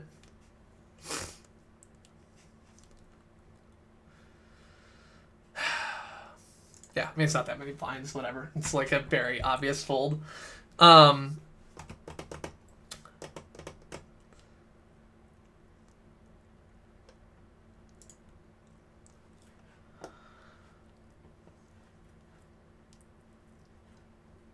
Yeah, so my bet on James and Steph tonight is scoring 55. Yeah, Lakers up doesn't matter to me anymore though, because that was all just one parlay, so I needed Butler to hit his over in order for that to count. Just because I bet $5. Like there's a bet a same game parlay or SGPX, and you'll get your like a bonus bet back if you lose. And so I bet $5 on a SGPX that just combines all the NBA games for the day. So like I bet the Heat, Butler, and the Lakers all in one, and then the James and Steph bet is another one. Yep, not calling that. I'd have like this is a case where I might have a fair chance of winning this, right? So if we come in here, let me see if I can pull this up.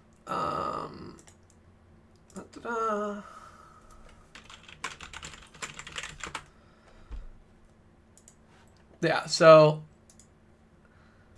right, I had king queen. I mean, in this case, I got king queen off. I'm gonna do king 9 suited. Calculate, and we can see that like I had like a 70% chance of winning that hand. So like that would, if I'd known he had that, like then I should call him. But I can't know he has that, right? So like if he's jamming all in, I'm assuming he's not just playing king 9 suited.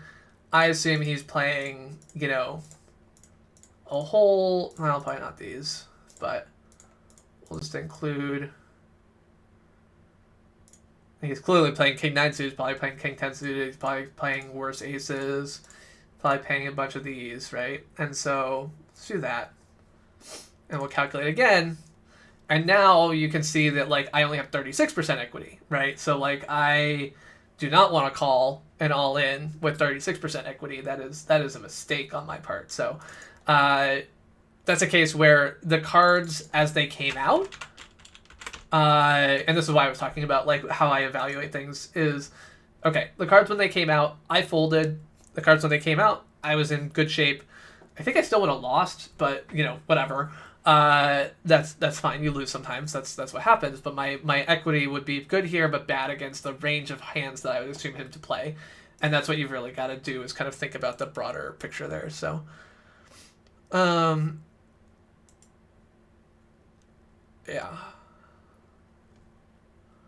Well, like when there's one game a day, I just have to pick 3 legs to do just an SGP. Like I can still put together, that. Oof, that sucks. King 9 loses to king 10.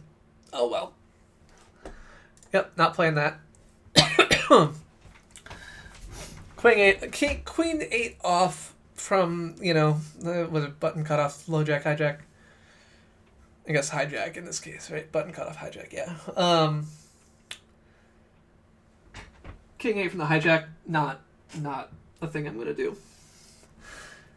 Or Queen 8. Queen 8 from the hijack, not a thing I'm gonna do. King 8 from anywhere I don't play. I just don't play it. I don't fuck GTO, I don't care. I'm just not doing it. Yeah, so I was pulling up Strava to kind of show my bike rides, right? So I've kind of been everywhere around Boston. And if you come over here, so there's a bike, like a rail trail that they've converted here, this Northern Strand Trail. Really nice trail. And like riding by it, like this right here is the casino. And so it's like this stretch, wait, hold on. This right here is the casino. It's like this stretch here, like is the only spot in this entire town that has decent bike infrastructure. And so like I would ride my bike by it, and I rode by it a bunch because I kept riding on this trail. You can see like I've been up and down this trail like 10, 11 times. And I would okay, we got a hand. And we're under the gun. Bet a little bit bigger. Take care, Attentive Owl. And so we is King Queen marriage? Yeah, King Queen is marriage. Okay. Yeah, so King Queen I wouldn't play there just because like an ace is really easy. I'm off suit. There's just lots of ways that can go wrong. Well, that's nice. I pick up some easy chips. So you'll note, like, I had ace queen there. I bet. And everyone folded, right? I could have had 2-7 and done the exact same thing. So, like, doing that. Oh, look at this. Oh, it's Yayo no Bueno. So, interestingly, this is, like, one person, or Yayo no Bueno, you'll see, you can't see these numbers. All right, I'm going to fucking fix this finally, and hopefully I'll get a fucking hand again. All right. Every time I go and try and make it so you can see the numbers that I am, like, gesturing at wildly that you can't see, I get a hand, and then I'm like, okay, I'm not going to do that right now. Yeah. Anyway, so the player on the button right now, so 2 to my right, is someone who I have played against in many tournaments. So I have 384 hands of history against him. Oh, fuck.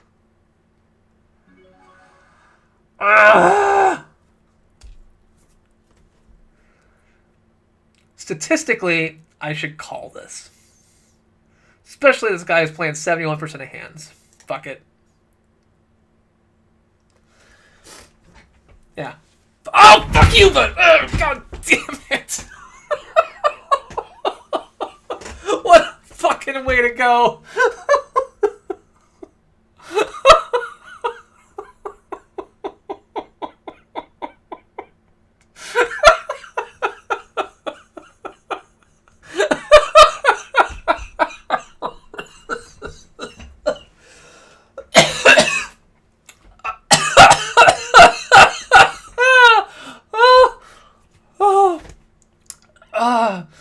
I had a 90% chance of winning that hand on the turn, or on the flop. Oh man, what a fucking 7-jack suited from fucking Jesus Christ.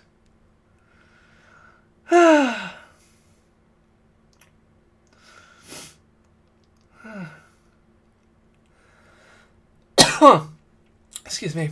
All right.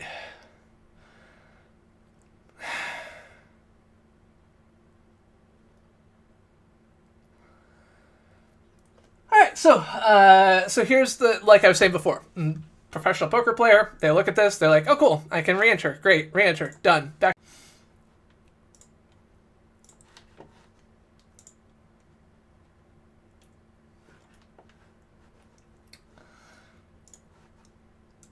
All right, I don't know if my stream kept going or not. Okay, looks like it did. OBS crashed on me, so.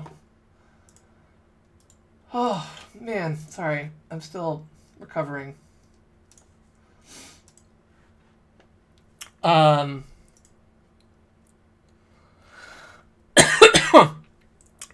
so, bad beat, man. Bad beat. Yeah, so for everyone who heard me laughing and had no idea what happened. So I had ace king, very good hand.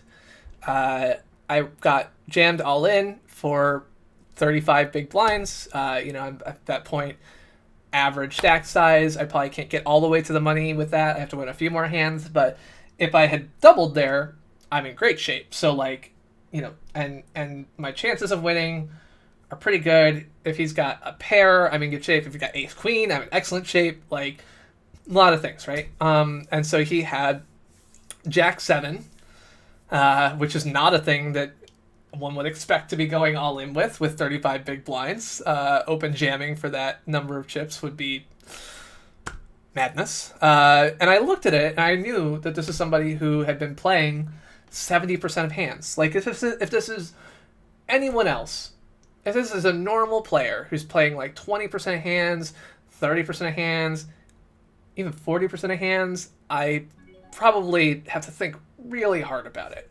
I'm not playing an ace-7 with like 3-way. No, I'm not gonna try and raise on you. I'm not gonna do anything. So yeah, like in that situation, like I would have assumed aces or kings, both of which I'm in real big trouble against. It's a stupid open jam if you have aces or kings, but like, whatever. So I just assumed, okay, he, if it was anybody else, I would be more cautious, but this guy's just crazy. He just plays anything. Like, he doesn't care. And so I called jack 7 suited. Great. Terrific. I got 2 overcards. Everything is great. Board comes out, ace king 7. I'm like, terrific. I have 2 pair. Like, what is he gonna do? Like, even if he gets a jack, like, I'm fine.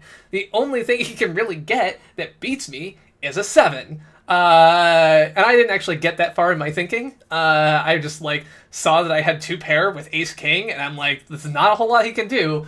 And the next card was a 7. So, yeah, just about killed me. Just, like, could not buy that kind of luck. I think that player just has no idea how to play poker. That is 100% what I believe in this situation. They just do not know how the game works. I do not, or they just don't care. Like, and this is just what they're doing. Yeah, king 8 from that far out. I'm not gonna play. Crop. All right, we're gonna do 1,000, 1,500, 1,600. 1,000, nope, 900. Alrighty.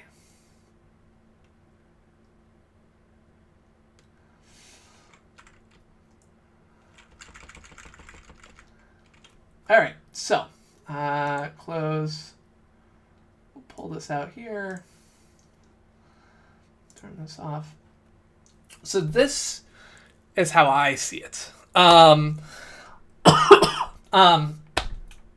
Yeah, so you can see here now that I don't see people's names anymore. That's not what I look at. Instead, I've got these like random collections of numbers. And so the number that I look at the most is this first number next to VP. Sorry. Especially the tiny numbers are also like unreadable even if you have good bandwidth, so I'm not sure anyone can read them. Let's see. You can probably tell they're there. Oh, okay, I guess at 1080p you can, but like yeah, at 144p you are fucked. Sorry. But yeah, 4-3, not doing that. Yeah, so all those little numbers tell me something. You've got the first 2 numbers are the ones that I look at the most. VP and PR. VP is voluntarily put in pot. PR stands for something.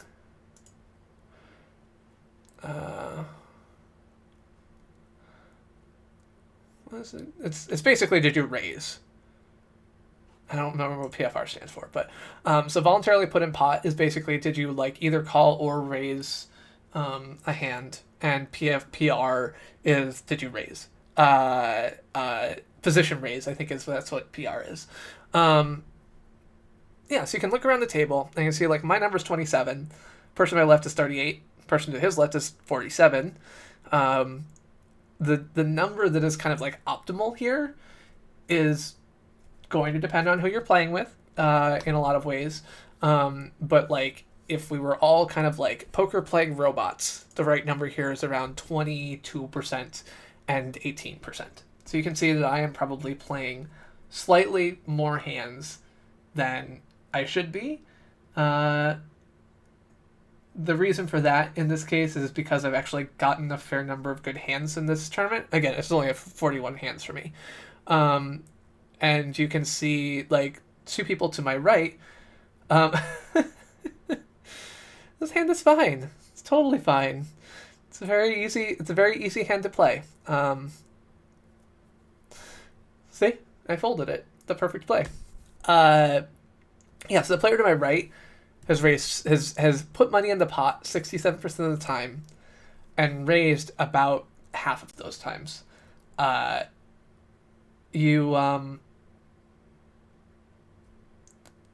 I just said like the ideal number is like 22%. This person's at 67%. Like I just don't trust anything that they do at that point. They might have an 8 here. They might have a club here. But if I'm the other player here, I'm absolutely assuming that they're just lying to me. If they put money in the pot, I'm just going to call just about anything if I've got something, right? If I have an 8, calling. If I have a 5, calling. This person jams all in. I'm still calling. I think he's lying. I just don't believe him. And I'll lose sometimes, right? But as you see here, he put more money in the pot, and the mistake was, in this case for him, he did it against someone who had the absolute best hand there was available. So the person who was playing, well, not quite. You could have a full house, but almost the best hand available. They had an ace 7 of clubs. There were 3 clubs on the board. They had a flush. It's really hard to beat a flush. You're not going to fold any flush to a bet like that. If you went all in, if you went like 120 big blinds, maybe you flush. You fold. I would play my ace 6 if there were not 2 people before me who had raised to 20 big blinds. And I would have won, right? So, like, that's one of the things that's here, right? I can't know that ahead of time, but I would have won that hand. And that's fine. Yeah, let's say, like, it's Jack, 10-10, ace 6 off. My pre-flop equity there, 24%. I'd need 30% to make it worthwhile. It was a correct fold. Yeah.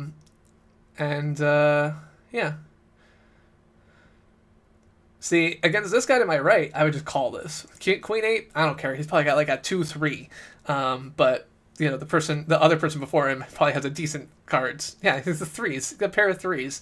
Like, I've lost. Oh, he's going to fucking win with the 3s. God damn. See, this is the problem with crazy people. Is that, like, they'll just bet garbage and win. Like, they'll get, just like the Jack 7 hand before, right? He got, like, trip 7s. This guy, bet with a pair of 3s and got a set. Like, this shit happens all the time. And so, like, even when you have all of the equity, like, you still lose sometimes. Like, that's just the way it is. Oh, interesting. I would not have won that hand.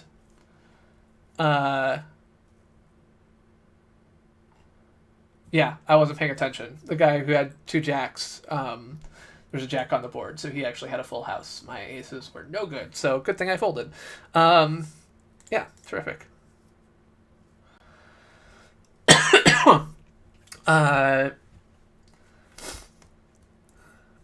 But yeah, so, you can go in with aces against 3s and lose. You can go in with ace king against 3s and lose. You can go in with jack 7 against ace king and win. Ace 8 here, if this folds to me, I'm definitely jamming. Ace 8 suited, yeah, I'll take it. The guy to my right jams, I call it anyway. 2 over, I'll give him some credit and maybe sit it out, but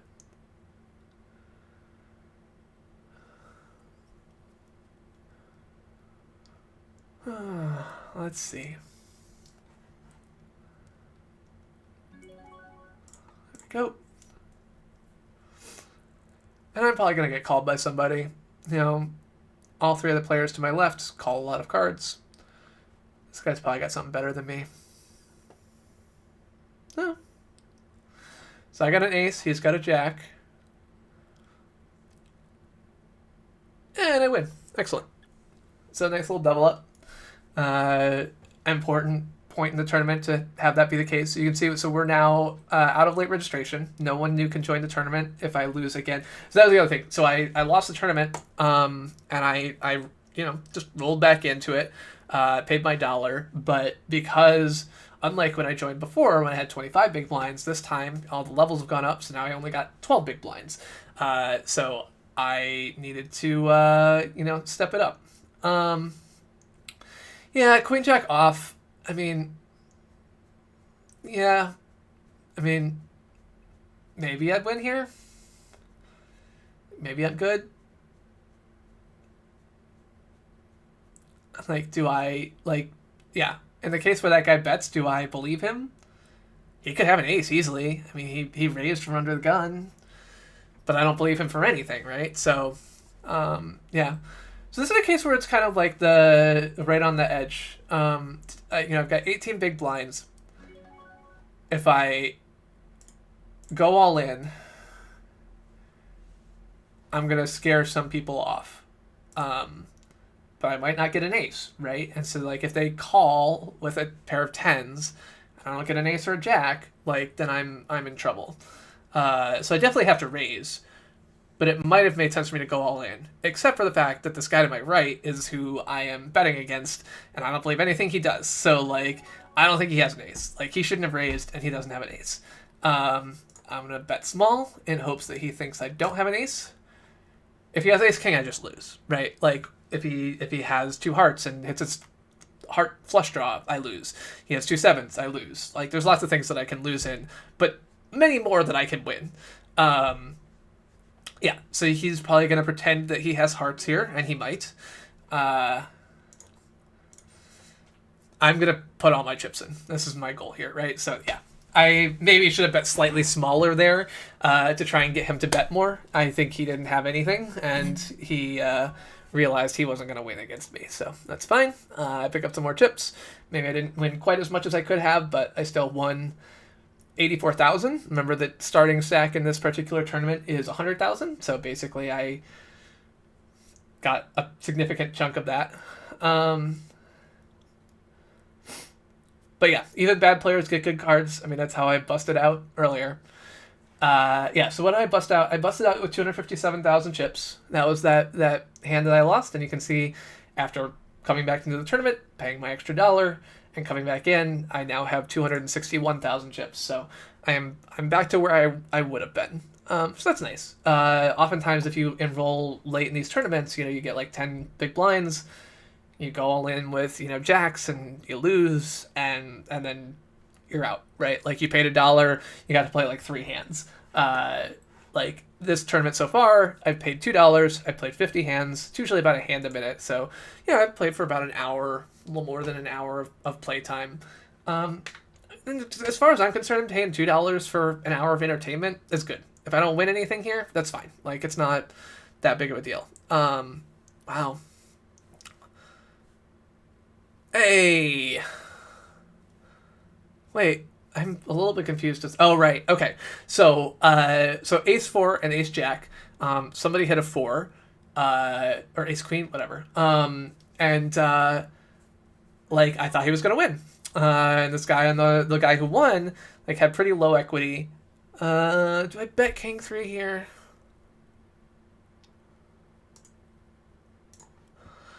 This is just a bluff. It's a bluff I might be able to land a card in. Oh, look at that. Okay, now it's not a bluff. now I just check to this guy all day and hope he bets something. Perfect. Not a problem. I'll take it all day. Like, very lucky way to get it. Like, I can't. Like, he played that pretty much right. Like, I think he probably shouldn't have called with Jack 4. That's a bit wide. You know, it's like my 10-5 call earlier. But you know, once he had the 4 with 2 kings, he's got to be expecting I don't have a king most of the time. So if I have, you know, ace queen, yeah, see, this guy jammed with 4-8. Like, I had ace 2, so I wasn't gonna do anything. I mean, realistically, I'm not gonna call all in against this guy because he's just gonna have random shit all the time, and I just lose to random cards, you know, a lot. Like, I can't predict it very well. So my goal always has to be basically to just hope he's not in the hand, and it's really hard because he's playing 2/3 of hands. Like, you're gonna play 4-8 suited. Like, you're gonna go all in on 4-8 suited. Like, what the fuck? But yeah, so I raised with king 3. It's wide, but I've got a lot more chips than he does. Like, I've got 3 times his stack, or 2 times his stack, so like he's got to be a little bit scared that he raises or calls and I jam on him. 2 kings and a 4 come out. He's got a 4. He like has a reasonable chance of assuming that I, you know, I mean, kind of, it's fair to assume that if I'm raising on him from the small blind that I could have a king pretty easily, but with 2 on the board, you know, you assume you're good most of the time with a pair. Yeah, just turns out he was wrong, so he went all in to try and scare me from getting any more cards. You know, he could be bluffing with, you know, that he has a straight or a flush or anything else like this. Got a lot of things. Okay. Scary guy is gone. That's great. King Jack off. Nah. I might regret that, but nah.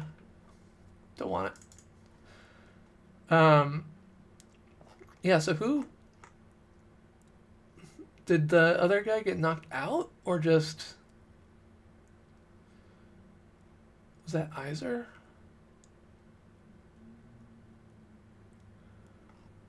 Yeah, I don't remember.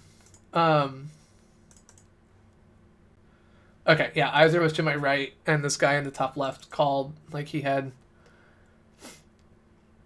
Yeah, he played 6-4 off, and the guy who went in with 10 and an ace and a 10 won. Good. Get him out of here. Much rather be playing against the same person with 130 big blinds than a crazy person with you know, 60. Usually big stacks are what get you beat up, but I would much rather have someone much more predictable. It means that I can kind of play the game. Like, you know, poker, a lot of poker is kind of attempting to guess what someone else has. And if you're just going to be a crazy person, I can't guess anything. Like, I have no stats there. So I just have to kind of hope you're not in a hand or play something really good and hope for the best. There's not a lot of other options. So, yeah, so you see my kind of like VP/PR number now has gone down to 25-24. Again, 22-18 is probably like ideal. You can see, so a lot of these people at this table I don't have a lot of hands on. The little red number is how many hands I've seen them play. So if I've seen you play 6 hands, the numbers next to your name don't mean a lot to me. In this case, the fact that you have $1.50 next to your name means that you have knocked out like 7 or 8 other players worth of stuff. So that is something. But Jack 5 from under the gun, not even thinking about it. The only note I will have is that the 2 people to my left are just sitting out at the moment, or were in that hand, and so they basically don't count if I'm thinking about that, because they're just going to fold automatically. But now I'm in the big blind with the 3-6 suited. That is a call for me. Unless I get a big raise. Small raise, I'll call.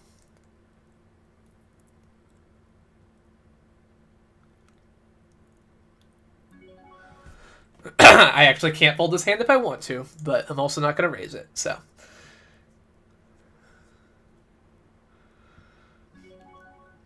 Yeah. I got nothing. Yeah, now I got to open fold, Brad.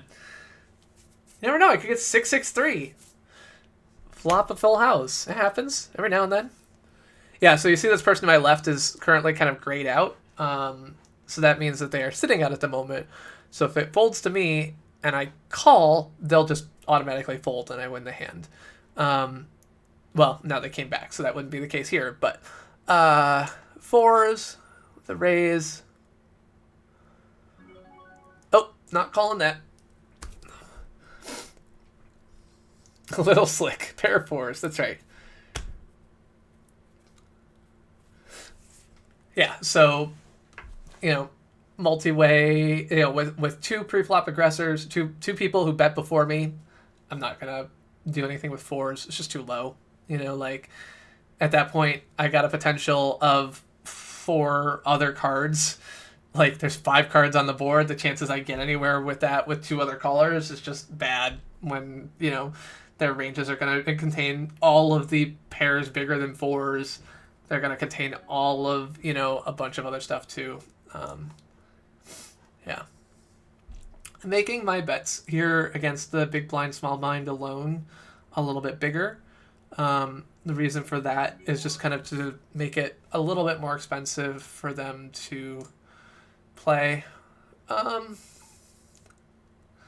don't have much here.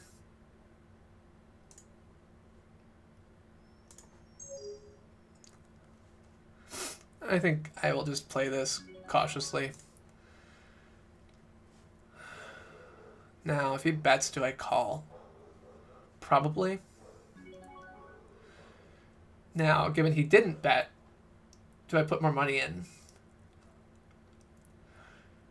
Easy thing here is just check, and I take a small amount of money, but I'm going to bet a small amount. I hope he has a 7. Jack. 3. Might even call ace high. Yeah, you could decide. I mean, so here's the thing, right? Like, at this like skill level, a lot of people don't bet their flush draws, and so it's easy for him to have ace x of spades. He called my 3x big blind raise to begin with, so ace 2, ace 3, ace 6 maybe not, like ace 9, like he has a whole bunch of stuff that he probably wouldn't have 3-bet, and that could be spades. I got the 9 of spades, so I know he doesn't have that, but other than that, I mean, there's 9 other spades out there. He has 2 of them. I lose money there. And if I bet small and he raises, like if he tripled that, right? I bet like 2. If he bets back, if he raises me to 8, then what do I do? I think with top pair, crappy kicker, I don't know. But doesn't matter. I bet he folded. I got nothing more out of it than if I had not bet, but yeah. Okay, so I got all the numbers here that I can see. The other thing I can do is I can come and click here and see kind of like all of their history. How often do they call a bet? How often do they fold to a squeeze or call a squeeze? Like on the flop, do they call bets or fold bets? So this guy, splits kind of 50-50. You can't see all of that because it's cut off, but like, same thing here. I can kind of look at this. One thing you can see, that you can't see, I'll come and click over here. Yeah, so there's a number here that says average all-in equity. So that can kind of give you, if you've got someone who plays a lot, you can kind of get a sense of how aggressive, when they go all in, are they usually winning or not winning? And so if I property filters, I'm going to make this wider, taller. Okay. Yeah, so you can see my average all-in equity is 60%. And this is for me just in this tournament. Like it doesn't track my stats for all time. If I come up here and look at this person's all-in equity, you can see it's 33%. So when this person goes all in, and they've probably only done that, they've only been here for 50 hands, they've probably only done that once or twice, but they have not done nearly so well. Yeah. Now's my chance to pee. That's right. It's also my chance to go get a drink. I'll grab a cider. All right, I'll be right back. Drop this off. Let me just launch the...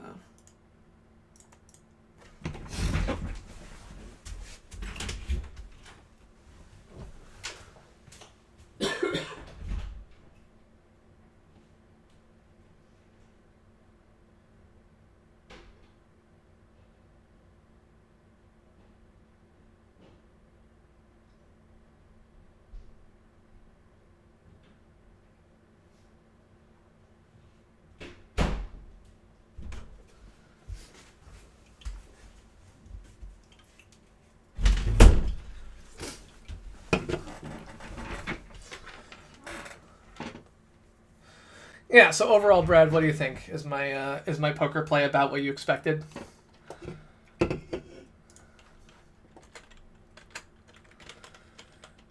Under pressure.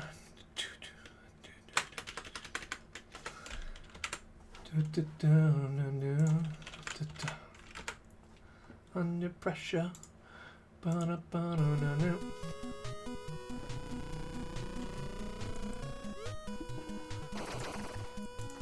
Alrighty.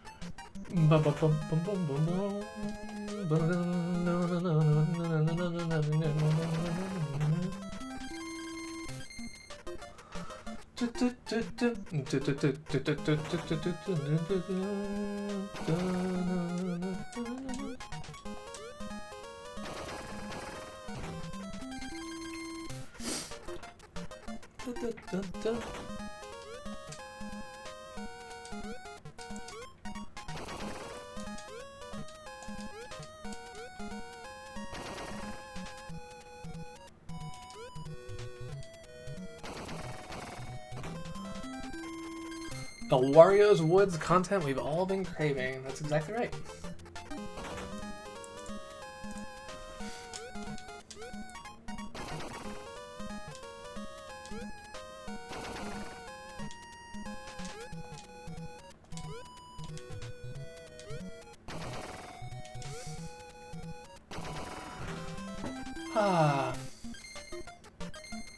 Oh yeah, I kept not finishing my casino, why I go to casinos now story. So yeah, I kept going by the casino and I was like, they've got all this lovely bike infrastructure, but who the fuck rides the bike to the casino? Like, nobody does. So it's my job to, fix that. I'm gonna ride my bike to the casino. Oh, I got a diamond. Oh, okay. Oh, cool. I forgot what the diamonds did. Now I know.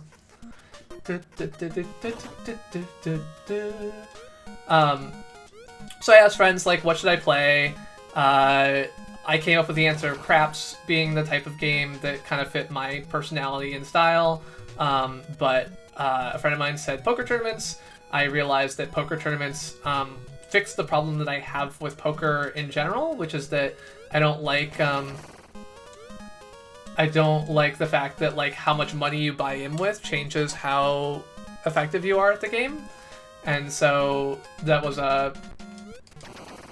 realizing that, I was like, oh, cool, when I go to Vegas, like, it would be cool to, like, play in a poker tournament.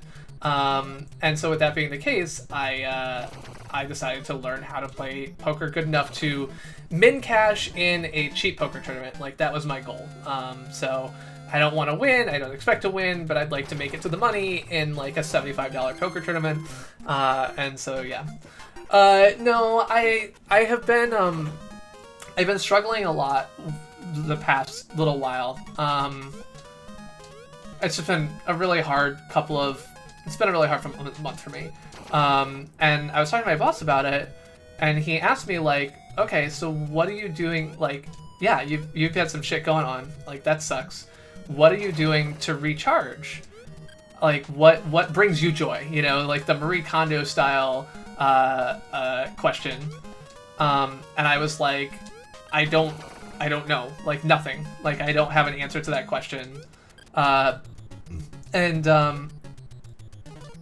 And we both agreed that was bad, right? Like, that's not what I wanted the answer to that to be. And so I'm exploring things that have given me joy in the past to see if I can find something that kind of recharges me rather than drains me.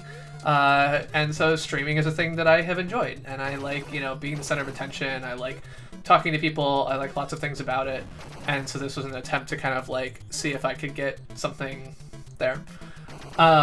So yeah, I just got moved to a different table in the game. So you'll see I actually have no cards in front of me at the moment. So this happens when, you know, when people bust out, like tables will break up and you get redistributed. This can be really useful when you're really low on chips sometimes. So you can be in a situation where like, oh god, I'm about to lose. Ooh, wow. Hard to, sucks to have eights and go in against queens. Always kind of sad. And so like, yeah, so if you're like about to lose, like right now I get to sit out a couple of hands where I don't have to pay the big blind or pay antes or anything else like that. And so if you're like, oh, I just need to make it like 2 or 3 more hands, that can be a useful technique, tactic, whatever. It's not a thing you can control, so it's not a thing that you have any control, like power to do, but it can be handy, and you can be like, the opposite could also happen. You can end up paying the big blind like twice in a row. This happens sometimes, like in real poker tournaments too, where you'll get moved and have to do that. So, hey, that seems like it's gonna go my way. All right, ace 9 suited, 5 big blind raise.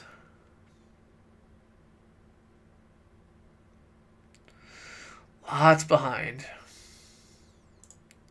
If I call, I'm gonna get jammed on. Probably not gonna call it.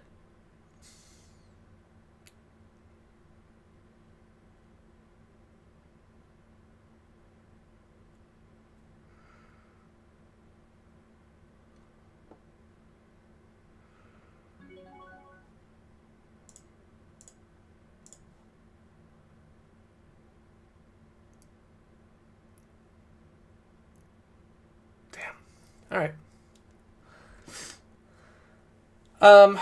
Ace 9 suited versus ace jack off. Pretty even. Like I'm fine with that. Like he just has so much in his range, which is garbage. I lost 80,000 chips. It kind of sucks. But I'm all right with it. You did see that I bet there despite having nothing.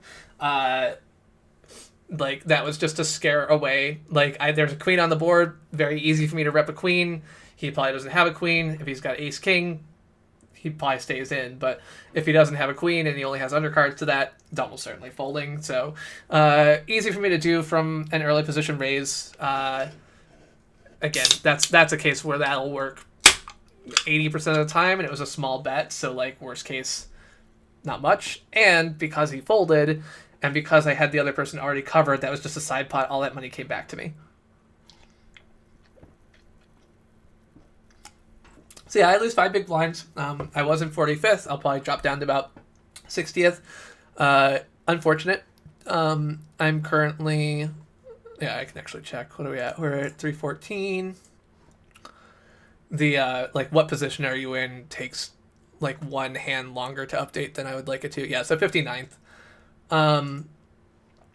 59th out of 92, and we're paying 60 in this one? 54. Okay, so yeah, I can't be in 59th and make money. I'm gonna have to win another couple of hands. And of course, some of the people below me will also go above me during the next little while. Yeah, that's a shame. I love the Warriors. I like them better than the Lakers. But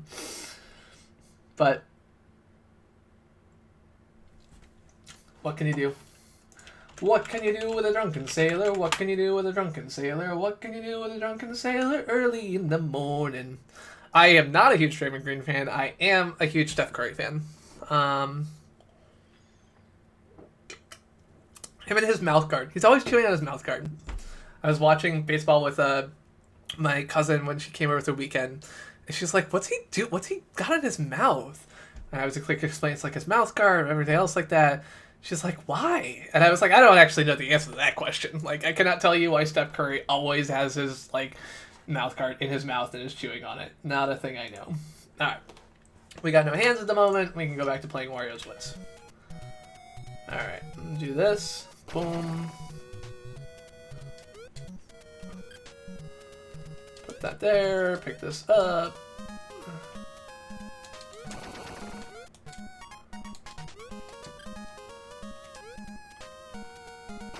Yeah, just give me a bomb. Give me a red bomb. Perfect. Thank you very much. 7-6. So the nice thing about 7-6 in the big blind is that it is, you know, connected. They're low cards. They're not, they're not suited. Someone jammed in his last 4 bigs, which could be literally anything, like any 2. But if I call, I'm probably getting called by the person next to me. And I'm probably not winning anyway, because 7-6 just isn't that good. So, yep, I crushed.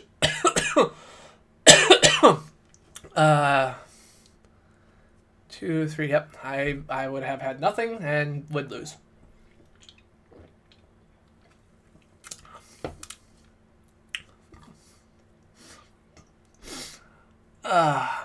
Ace 9.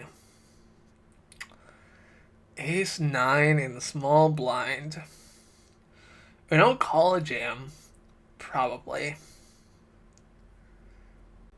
Do I jam?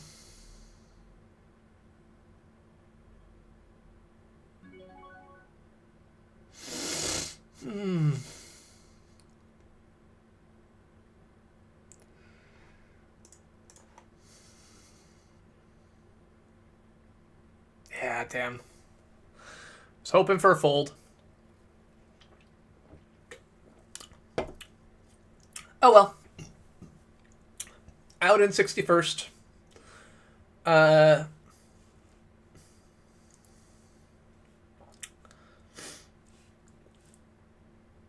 Yeah, I'm happy with that. I think that's... I could have played a little bit more conservatively, but if I play much more conservatively, I'm not going to get any chips, and I'm not going to do anything anyway. So I think that's the end of that tournament, and that's fine. You know, yeah, I got unlucky that they had a pretty good hand. You know, my stats say they were playing 50% of hands, but I only had 7. Not much I can do about that. So it goes. Yeah. All right. So what do we got?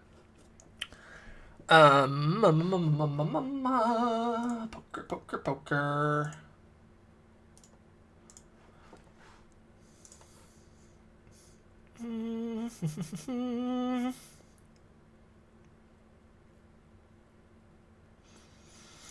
So I could do this late reg for, you know, this I'll just join with like 10 big blinds and get lucky or not, but $4 is a lot to pay for what could be 5 minutes of play. This is pretty much the same. It's actually going to be even worse. I'm going to play this 50-cent tournament.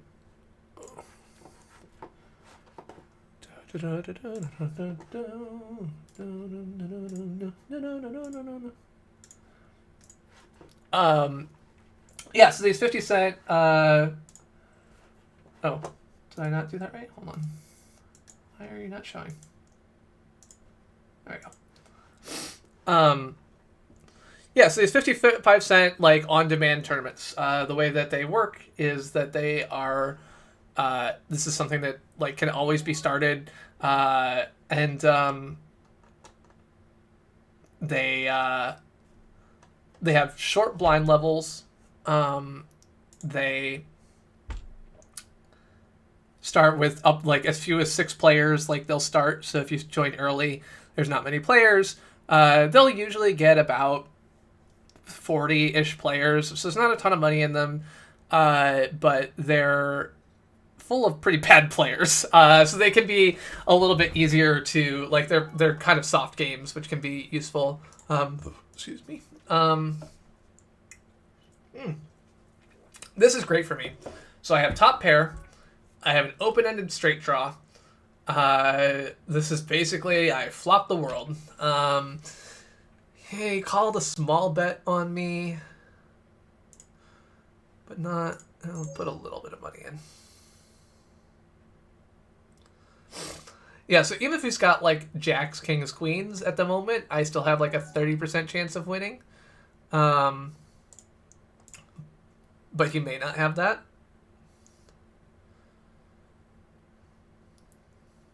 Now, of course, if that's the case, I'm screwed. If he bets big here, I'm screwed. But if I'm not going to bet, I'm just going to call. And I win. Great. What the fuck was he betting? He had nothing. Why did he call? He had jack 3. I mean, they were suited, but, like, so what? Like, he had... What was your plan, dude? Like, why did you call 5 blinds of raises?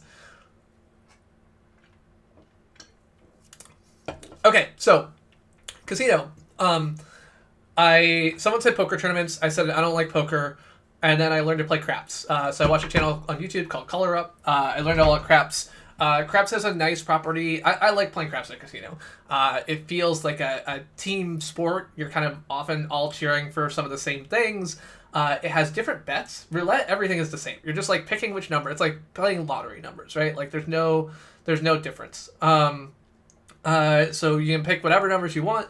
All the odds are the same. There's no winning, losing. It's all, 1.5% house edge and whatever. On craps, everything on the table has like a different value, right? And so like if you come to a craps table, like the pass line has like a value, like a house edge. There's a very low house edge. The field bet has a 10% house edge. Like different bets have different things. Like you can bet the field, you can bet on like these funny things in the middle. Again, stupid bets, but you can do them anyway. Like, all kinds of things. So I can be like, all right, cool. I want to put $5 in the pass line. Like, let's go. All right. The point is 8. If I bet 8 the hard way, 4 and 4, then I would get that. Hold on. I need to turn off this. There you go. All right. So now I want an 8. Like that's what I've got. I haven't put chips on anything else, so I'm just gonna bet 8. I could put money in the field though. I could be like, all right, oops, I clicked the wrong button. Oh, and I 7'd out, right? So like now I lost my money, fine, whatever. But I can put 5 out again. I roll, set a point. Point is 5. I'm gonna put 5 in the field because I love the field bet. It makes me feel like I'm doing something. I win $5. I'm gonna do the same bet. I love field bets. I won $5 again.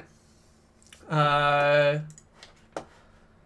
can do the same bet and keep it out there. So I got 10s, right? So field is 2, 3, 4, 9, 10, 11, 12. They all win. And so like the field bet, then I say it's like a 1-roll bet. And it always makes me feel like I'm doing something. I'm always taking chips on or off the table. And I love that. I love the feeling of like that I'm doing something. Even though it's stupid. Like this is a bad bet to play, but it's a fun bet to play. I don't gamble because I want to make money. I gamble because like I want to have fun. And this is fun. I bet it again. I like got another $5. So now I'm going to put 10 on there, right? Like I just won 15. Like I'll just take one of my 5s and throw it on there. Oh, that pressed by whatever. And I won again. So like now, like I'm doing like, pretty good here. Like I've won like a fair amount of money here. All right. And this is what I do. Like this is, and so like now, okay, like I've bet enough. Like I'm gonna, and like literally the next roll, like I took my field money off, and the next roll I 7'd out. Like perfect. Like I could not have played that better. I won 5, 10, 15. $25. I lost 5 on the pass line. Great, terrific. Like craps is fun. I love that. I love just feeling like it's dumb, Like, it's dumb. I know that it's just for fun. But you know what? I stand there, I get free drinks, I hang out with some other people. Like, last time I was there, I was talking to some guy about, like, what project management software Google uses, because he's working on, like, a project management startup. Like, and like, you're all cheering for the same things. You want people to get the same numbers. Every time, because I play the field bet and most people don't play the field bet, every time people will see me, and of course they notice when I win, and not, like, all the times I lose, because everyone's money is getting taken away when we lose, usually. And they'll follow me. Like, I have had people, like, literally, I had a guy who won so much following my bets in the field. He actually gave me $25 as he walked away from the table. He's like, you just earned me $300 because I just did what you did every time. So it's fun. It's enjoyable. I like it. Yeah. So, like, craps was my game. A friend of mine who's that I know from Cambridge, like, enjoys roulette. And we've gone out to the casino. Like, we go out to the casino like every 2 or 3 months. And he just plays roulette. I play craps. We kind of, like, wave at each other from across the way. Yeah. So, like, craps, I wrote, like, Python software to handle it and everything else like that. I like I said, I was not a fan of poker. And then I realized that, like, poker is really just a game of, like, math and spreadsheets and all this other stuff. And I'm like, oh, cool. Like, I can look at probabilities. Like, I can memorize hand charts. And I don't do as much studying as I would need to be, a good poker player, a professional poker player. But I do enough that I don't lose a lot of money at games, and that's fine. I have lost more money to the why are you not working? Capture the browser. Fine. There we go. I've lost more money. Like, I paid for a pokercoaching.com membership, and I, like, for a month or two, so I could, like, watch all the videos and do whatever else like that. And I lost more money, like, paying for the classes than I did, playing poker. So, yeah, it's fine. It's fine. So, like, lifetime, my current winnings at the casino, I think I'm up about $100 in craps.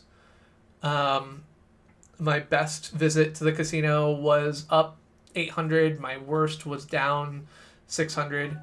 And I've gone, like, 6 times or so.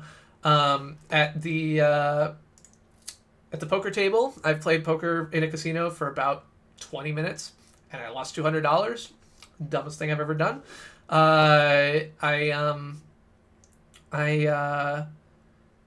After, and to be fair, that was after I'd won a bunch of money in craps. So I, like, walked upstairs. I was like, I'm gonna try out this, like, live poker thing. I've been playing online for 3 weeks or so at that point. I was like, I'm gonna try this out. I am way better at poker now than I was then. Just way better. No, wait a second. Oh, right. Okay, yeah.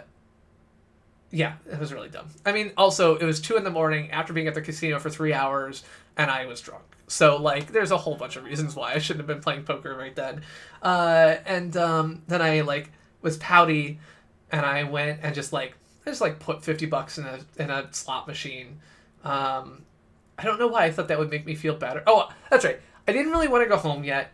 It was like 3 a.m, so, like, all the table games were either closed or had, like, $75 minimums, so, like, I'm not gonna play that.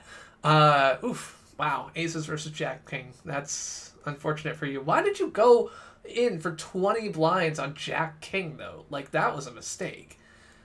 Like, Jack King off? Like, what are you doing? What do you expect to happen there? But yeah, so I put $50 into a slot machine, and I won $320. So I played a slot machine for all of about 20 minutes in my life, and I've made $300 at it. So, there's not a lot of things in my life that I can say I made $15 a minute on, but playing slot machines, I did just say Jack King off. I did say that indeed. You dropped this king. Alright, I guess I'm checking. Yeah, I'm not gonna do anything with this hand. Nope. My 2-4 off is not going to get me anywhere. Yes, I could have gotten a 3-6 for the next two cards, but chances of that pretty low. Yeah, just take it. You're good. Yeah, and like, yeah, so now I kind of like, I know what's going on in poker tournaments I watch on TV and on YouTube, and everything else. And all of this was, again, like coming towards a Vegas trip that I had planned for January, where like the reason to go is not to gamble, right? Like I don't care that much. Gambling is a fun thing to do with friends. It's not a thing I'm going to do on my own. The reason I want to go to Vegas is because Vegas is fucking adult Disneyland. Like, I was going to go, and I was going to drive an excavator, and I was going to go to all the shows, and I was going to hit up the buffets with giant crab legs, and I was going to go explore, like, the, midnight, glow-in-the-dark mini-golf, and all kinds of other stuff. Queen 2 suited. I shouldn't play this. I really shouldn't. I'm not going to play this. Good. I could get... It's like... I just kind of know, like, at the moment, I don't think anybody's going to... Oh, never mind. Good thing I didn't play that. The 3-bet there would not have been good for me. My wife will never set foot in Las Vegas. She has a deep-seated aversion to Vegas. Not an entirely rational one, by the way, but 9-5. Yeah, so you can see here an interesting thing is that, like, and you actually can't see, but so I've played. You can see my VP here is 8. So of the 14 hands I've played 8% of them, probably meaning I've played one hand. This is what happens sometimes. If I look through my hands in this tournament, I haven't had any good cards. Like, there's not a single hand that I've had that I'm excited about. So if we flip over,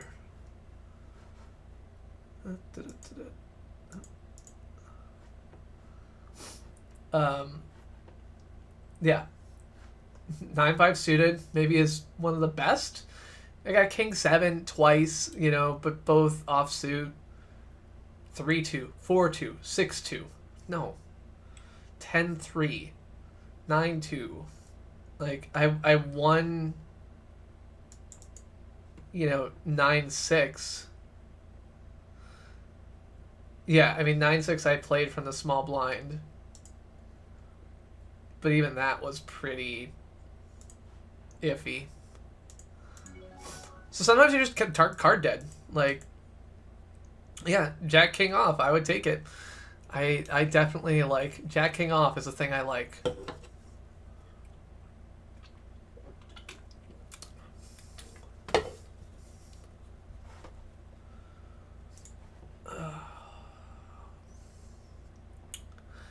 But yeah, so Vegas was going to be a trip for me. One of the reasons I was going to go, and I was thinking about it, is that Jess had a bunch of health issues that were really plaguing her for about 6 months, from July to January, February. And it was taking a pretty severe toll on me, kind of supporting her. Wait, what did he get? Oh, 2, 3, 4, 5, 6. He got a straight. Got it. Hey, Stephen LeBron. I appreciate that. I think that just won me $50. I think that covers, or $25. I think it covers the rest of my bets for today. So we're good. I think I come out of today ahead. Yeah. So in addition to sports gambling launched in Massachusetts, and I don't care much about the sports gambling part of it, but what I do care about is taking advantage of marketing offers that sports gambling companies offer. I like the idea of gaming the system, right? So like I don't care about the gambling, I don't care about the team, the whatever else like that. I'm not going to learn anything, but I am interested in taking like anytime someone, I do this all the time. Like anytime someone is offering some kind of promotional deal that can put more money in my pocket, like I'll try and figure out, oh, is this worth it to me, right? Like, how much time is it going to cost me? Like Chime recently was doing a like set up direct deposit and get $300 with us. And I was like, oh man, but if I open a new bank account, it's going to put something on my credit report, et cetera, et cetera. Like it's not good. But yeah, so like all of these sports gambling places were just offering ridiculous deals. So it's like, you know, they like there were 11 different bets that they offered over the first launch week, where they were like, literally, if a point is scored in this game, we'll pay you 1-to-1. So they're clearly just like trying to get you used to the idea of like having the app, installing it, depositing money, like betting. And it's like, oh, you can bet $50 and just get $50 back? Like, yeah, thanks. I'll take that. And so, oh, nope. I was like, maybe I'll raise. Queen 8's a pretty, you know, it's okay. I'm, like, I definitely would have felt good after I saw 2 queens on the board, and I would have lost. So, like, it's good for me that I avoided it. But yeah, so I did that. Like I kind of like hopped in and started looking at all of the like taking advantage of all the offers. And so like between DraftKings, FanDuel, BetMGM, and Caesars Sportsbook, I think that I have 24. I've taken out all the money I put in. Like I put in, you know, $100 into each of them to get like the initial deposit bonuses, and then bet it and then took it back out. I think that I have $2,300 between them. Yeah, so I feel like, and some of that was like referral bonuses because I like told my coworkers about it and other shit like that. Jesus Christ, I like no fucking hands, none. Like I guess I could have played 10-8. Like, you know, 10-8 under the gun. It's like a really hard play, but I could have played 10-8, and had I played 10-8, I would have had terrible pre-flop equity, but I would have won because it's like a pair of 3s won it when there was a 10 on the board. But 9-2, great. Yeah, please just keep giving me crap. Like. So this is the shitty part. Like, I'm 22 hands in. I've had 1, maybe 2 playable hands. 3 if you count the Queen 8 off that, like, I would have lost with. Like, what the fuck? Come on. And it's just bad luck, right? Like, it happens. It's not that big of a deal. It's not something to be surprised about, but... oh, man, Red Sox lost. That sucks. Alright, so what did I do? I bet 20... And,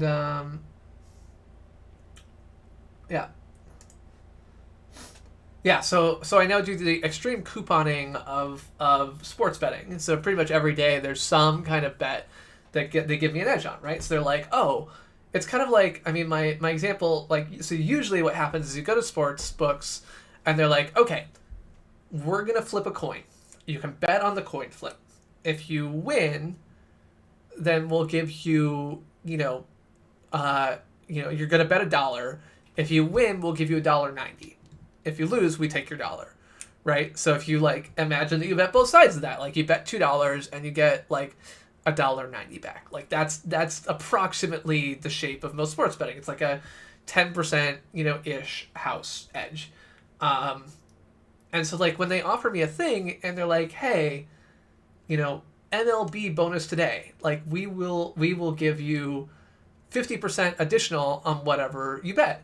And so like instead of it being like you bet on a coin flip, if you win we'll give you $1.90, they're like, you bet on a coin flip, if you win we'll give you $2 and we'll give you $2.30. And it's like, wait, like I bet $1 on a coin flip, and you'll give me $2.30. Like, I'll take that bet. Like, I'll just take that bet all day. Like, and part of this, I will admit, is probably because I have been trained by playing poker. But like to understand and think about Like, it is okay to have a winning edge and just play a lot, and then you see that, you know, it works out in the end. So, you know, my poker playing has convinced me a thing. So, yeah. So, but yeah, so Jose was asking earlier about my FanDuel account, because after I got $600 on FanDuel, they locked my account. And I think it's just because they think I'm a spammer or something like that. And so I have to like write my name and my, you know, and the date on a piece of paper and take a picture with it and upload my photo ID and all kinds of stuff like that. Yeah, so King 10, under the gun, gonna jam it all in for 9 big blinds. It's the first fucking good, it's literally the best hand that I have had in 26 hands. I have had no pairs, I have had no broadways, and I win, most likely. Okay, cool. It would be really sad if a 9 came up at the end of that. Yeah, so that's nice.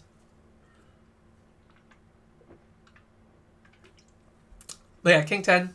And so, like, now that I've been playing poker for a while, there's a bunch of numbers that I just know, right? So, like, 2 overs versus a pair, you know, it depends a little bit, but, like, generally speaking, like, that's basically a flip. 52% equity to 48% equity. You know, it's just a coin flip, and you might win and you might lose. Yeah, so we can see now that we're past late registration in this tournament, and this is, again, fast tournament. You know, this whole tournament will play out. Like, that other tournament will play out for about 5 hours. Like, this, maybe 4. This tournament will be done in about an hour. So you can see we're 13th out of 32 at the moment. 20 places to get into the money. So if we finished in 12th, we get in the money, I think is what that says. Let me double check that I did my math right there. 1, 2, 3, load. No, you're not going to load. Oh, there we go. Yeah, so 12 places paid. And so if I make it to finish in 12th, I will get 97 cents on my 55-cent buy-in. So I will be profitable on this particular tournament. Best I can do here is 849. That would be nice if I came in first. I've come in first on these cheapy fast turbo tournaments 2 or 3 times. I get into the money a little bit more than half the time, I feel like. So, and then like big poker tournaments, and oh, look at that. Oh man, God, that's, imagine like you get ace king rolls off on the flop, and then you realize that the second card is a fucking queen for the pair guy who has a pair of queens. That guy is betting 80% of hands. Like, how is he betting 80% of hands, and when he went all in, he had fucking queens? Like, how did that work? I guess he just always has aces. He just had aces in fucking every hand. Jack 7 suited. This is the hand that someone beat me with against ace king earlier, so clearly I should bet it, right? No. Oh, I see. He's limping it. So limping is when instead of raising, you just call. So most, I wonder if I would have won. Jack 7. An 8 gets me a straight. A 7 gets me a pair. I don't beat flushes. I don't beat anything else. This guy who limped in, I don't think has jack shit.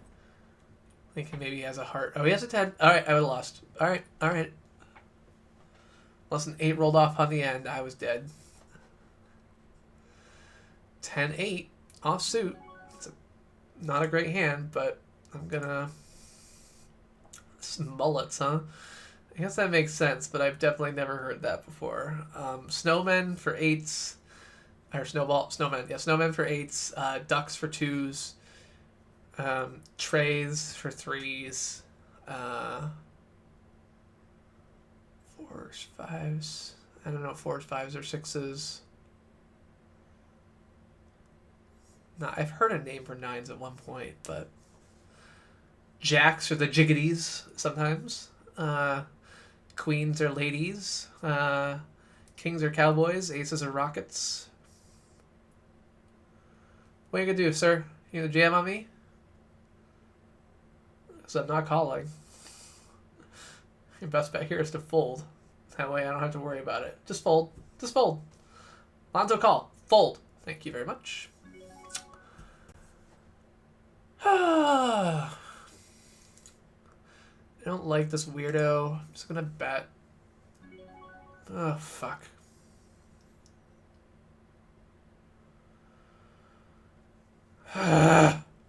He probably has a 9. Yep.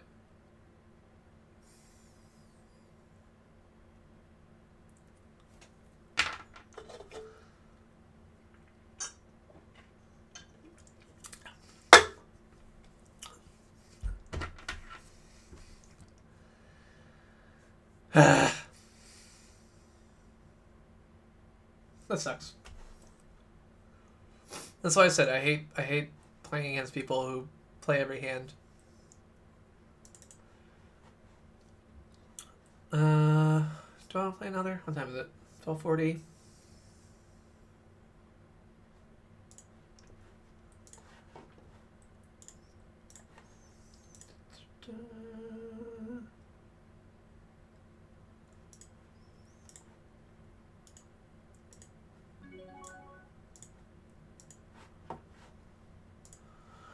See if I can get a few more cards that are actually worth playing in this fucking game. At work I switched from the open source team to working on a team called Delve, part of the former Sidewalk Labs, now part of Geosustainability. We're working on SimCity for real life, helping real estate developers build more sustainable buildings by providing them analytics and machine learning tools to create more sustainable buildings. So this is everything from identifying and predicting where solar panels have the best output to helping them. See, if I was in this hand, I got a 10, which is good. I got 6, 7, 8, 10, so I've got a gut shot 9. 9 gives me the win. I don't have clubs, but neither do they. Now I've got 10s and 8s with a king high. So I lose to a flush, but I don't think either one of them has a flush. I would call this 4.3 big blinds. I don't think Sea Urchin is going to. Yeah. I work more on the... Sidewalk Labs had... I don't know, there's a whole bunch of... Sidewalk Labs got, roundly pilloried in Toronto and in the world because they wanted to do a tech city, blah blah blah blah, and that was how they were going to make money by stealing people's personal information, blah blah blah. It's no, they were going to make money because they were going to develop a 100-acre waterfront project full of housing, offices, and commercial and retail developments. Real estate is fucking profitable, you people. I know you don't like that, but so everyone limping in for one big blind. I want to see if anyone... I didn't really raise big enough here. I should have raised to 6, but I want to see if I can get some people out of the hand. Today it's a playable hand, but not 4-way. So one of the things now is that given that I raised, I can represent a stronger hand, right? So my range includes kings now, which it wouldn't if I didn't raise. That means that I could here bet small and maybe get it through. I can't bet real small. I gotta... Yeah. Alright. So neither of them had a king. They believe me that I did. They fold. I win. Perfect. Yeah, and so the nice thing there is that because they all called on the flop, my 3.5 big blind raise, the pot was, it wasn't huge, but it was inflated over what it would have been otherwise, where it's just 4 big blinds instead it was 12. I get a nice little pot. I won 6,000 chips, so 7 big blinds over what I put in. Not bad. But yeah, so I work on our project is literally you can go to the website delve.sidewalklabs.com. I think gives you a nice little thingy. 4-5 suited is kind of pretty, but I don't like it. These people, fucking raise. Yeah, see, now I'd have a 5, and I'd feel the need to kind of continue with it. And I don't know that this is a hand that's going to be really good for me. Because I got no spades. No real chance at a straight. It's got backdoor straight possibilities, but there's like a 2% chance and 1% chance they're going to have backdoor straight, so not really relevant. That guy might very well have a 9. Or he just has spades, who knows.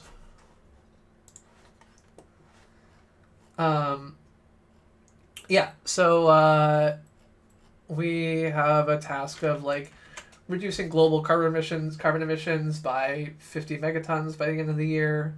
Yeah. All right, so what did I bet today? I bet 10, 20, 45.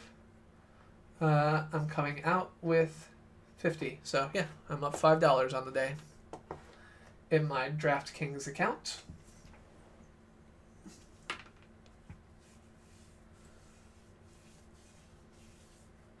And I will get a $10 bonus bet back to use tomorrow on whatever I feel like. So I can bet on the Cubs to win or something like that, and it's fine.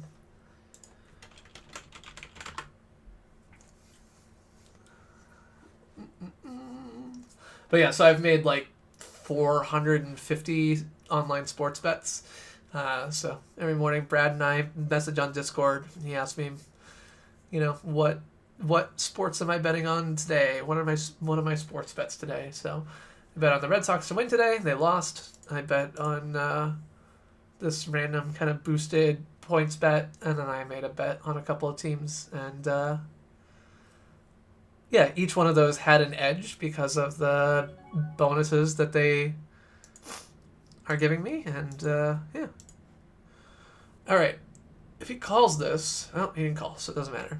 He called that, and he had a king, and that's great for me because I can then, if another spade rolls off, just bet, and then I know that I'm, pretty good chance I'm good because he can't have a flush if he has a king, because then it would be, yeah, whatever. But he didn't, so it goes. A7 here, you see I'm raising on the button. Button's kind of the best place to be. You bet, like, you're in position against all the other players, so like you always get a chance to bet last post flop, which is where you want to be, right? Like, I want to see if these folks bet. If they bet, then maybe I won't. If they don't bet, then maybe I do.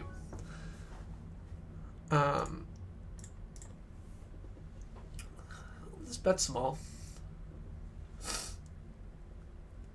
Keeps them in if they've got club draw.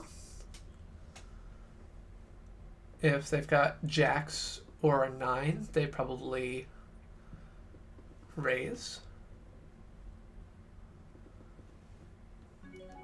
Yeah, so now I'm kind of in trouble. Like, this guy could have 8-10, he could have king 10, he could have error, but I think I just have to let it go.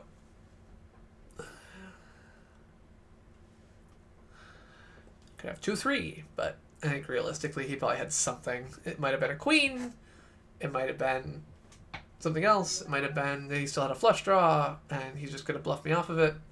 That's fine. Sometimes you lose. I didn't have enough to make it worth trying to bluff my way through. But yeah, I love my job. I'm really excited about it. I think my biggest struggle is that I am frustrated by my compensation at Google being significantly less than it was 2 years ago. And this is because I'm paid too much in stock, which I would rather I wasn't.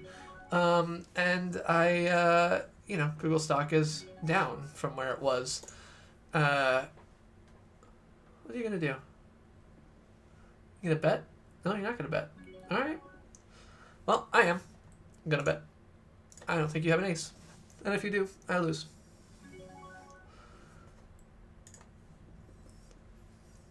I was right. You don't have an ace. You had nothing.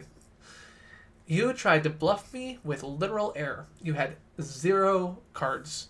You had no chance of winning, and you knew it. You had 8-6 off. You had or 8-6 suited with the wrong suit.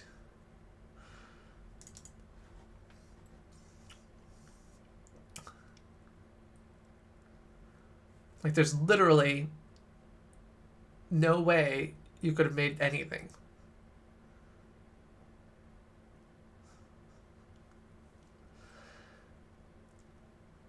And I don't just mean against my, like, like, other than a pair, you couldn't make anything on the turn, and you jammed all in. Well done, sir. Well done. And that's an iffy spot, right? Like, it's very easy for him to have 2 clubs. And you would probably play 2 clubs pretty similarly. Not quite similarly, because, like, you don't really go all in on the turn with 2 clubs. You kind of, like, go half, like, pot, somewhere between half pot and full pot, with the idea of pushing me all in on the river once I've already got a lot of chips in, right? So the other thing I was mentioning earlier is, like, at each point in this, you can kind of look at the ratio between what is currently in the pot and what you're betting. And so if we look at, I'll see if I can pull this up.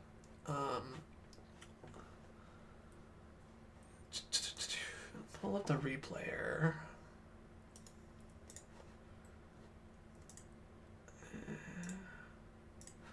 Right, so we'll hide. Right. Okay, so here we are. I bet. So at the point where I bet here, you can see this 25% number up on top. That 25% number says that in order for this guy to be profitable, he has to have a 25% chance of winning when he calls, right? And so, obviously in this case, he doesn't. You can see that it says 100% next to my name, and there's nothing next to his name, because he is dead. There's no way he can win. Like, he is just completely dead. Because I have a pair, and he can only make a pair. There's nothing more that he can make. And so, but yeah, so 25% is the amount of equity he needs in order to call profitably. And then next, he jams on me. He goes all in. It's only another 15,000 chips. So I only have to be winning 27% of the time against this to be profitable. Right? Now, granted, I already put in 6,000, but that's gone. No matter what I do, I'm not getting that 6,000 back. And so I need to have 27% equity when I call this in order to be in good shape. Now, again, in this case, that 27% guess, I knew the number wasn't very high. I didn't know 27% off the top of my head, but I was like, okay, a quarter of the time. That was what I had in my head. I need to be right a quarter of the time that he's just fucking bluffing me. And my belief is that, him going all in here rather than just calling means that he's way weaker than he's trying to pretend to be. And so I think that I'm in good shape. I've also got, I even if he's got 2 pair, sorry, I've got a hand developing here. Oh, God. This is terrible. I have no money in this pot. No, fuck it. I'm not going in. You guys fight between yourselves.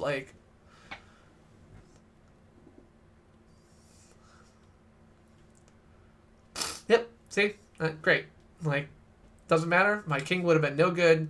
Your 2s would have won. I would be, not dead. I mean, I'd still have 30 big blinds, but two all-in pre-flop razors. Fuck it. Y'all got pairs. You got a chance of landing sets. You got all kinds of shit. I don't need to be in the middle of that. And that's a case where, again, with I probably should have technically, called that. But no. No thanks. I don't need it. I don't want it. And the key thing for me is like I'm not playing with the idea of like I just buy in 17 times or whatever else like that. I play a little bit to kind of like it's like playing a pinball game and trying to make sure you don't like just drain balls down the middle. Like, yeah, I could just put another 50 cents in and try and get a high score again. Like, but I'd rather just like play on one 50-cent quarter for longer. Like that's what I like to do. Now, am I gonna shoot the same shot 73 times in a row like tournament pinball players do? No, I want something a little bit more interesting than that, but not, I'll also note, previous round, right, we were looking at this when I had 22 hands, I had played 8% of them. Or I had played 1 or 2 hands, right? Like, now I've had 13 hands and I've played 4 of them. Because I've had good cards this time. So, like, the difference in cards, like, Ace King, King 8, Ace 5, Ace 7, like, Ace 5 suited, and an Ace 7, I think, was in the small blind or something like that. Like, there's just so many more cards that have been going my way in this round. So, all right, break time. Time for some Wario's Woods. If I can find where Wario's Woods went. Excuse me.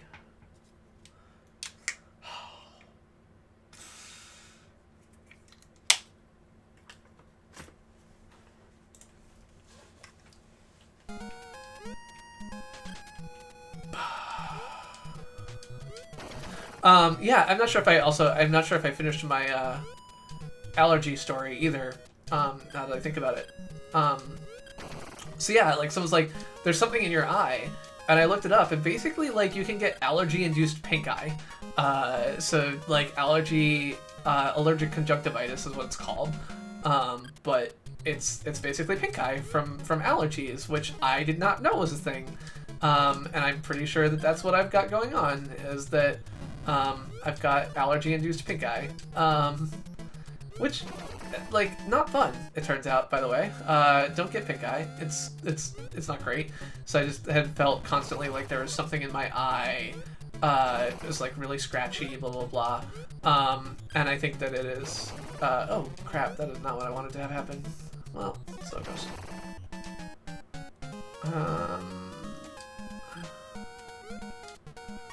Alright, I'll do that. There we go. My Wario's Woods play is not great at the moment. Why are you... Okay.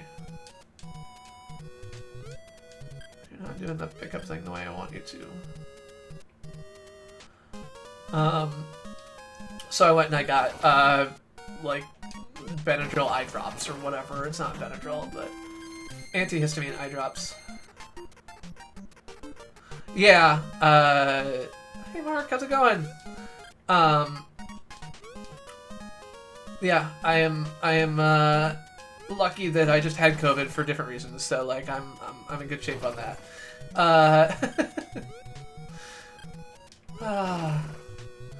I got an invite to Blue Sky, so I now have a replacement Twitter that I can enjoy a little bit more. So that's fun.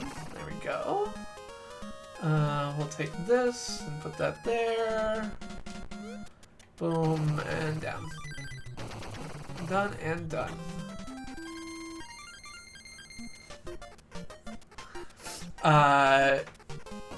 Yeah, I think that what I realized by being on Blue Sky is that, like, the Twitter UI is actually just really important to me. Like, it is how I expect things to work. And so then I actually went back and complained about it on Mastodon, and someone suggested elk.zone, which is a Mastodon client that is very Twitter-like. And so suddenly I'm like, oh, this is much better too. Yeah, it turns out that just like what, like, does it look like Twitter or not, has a huge impact on how I feel about it. I think the biggest thing for me is that, like, Mastodon, the Mastodon web client's default threading is so garbage. Like, it just doesn't display any of the, like,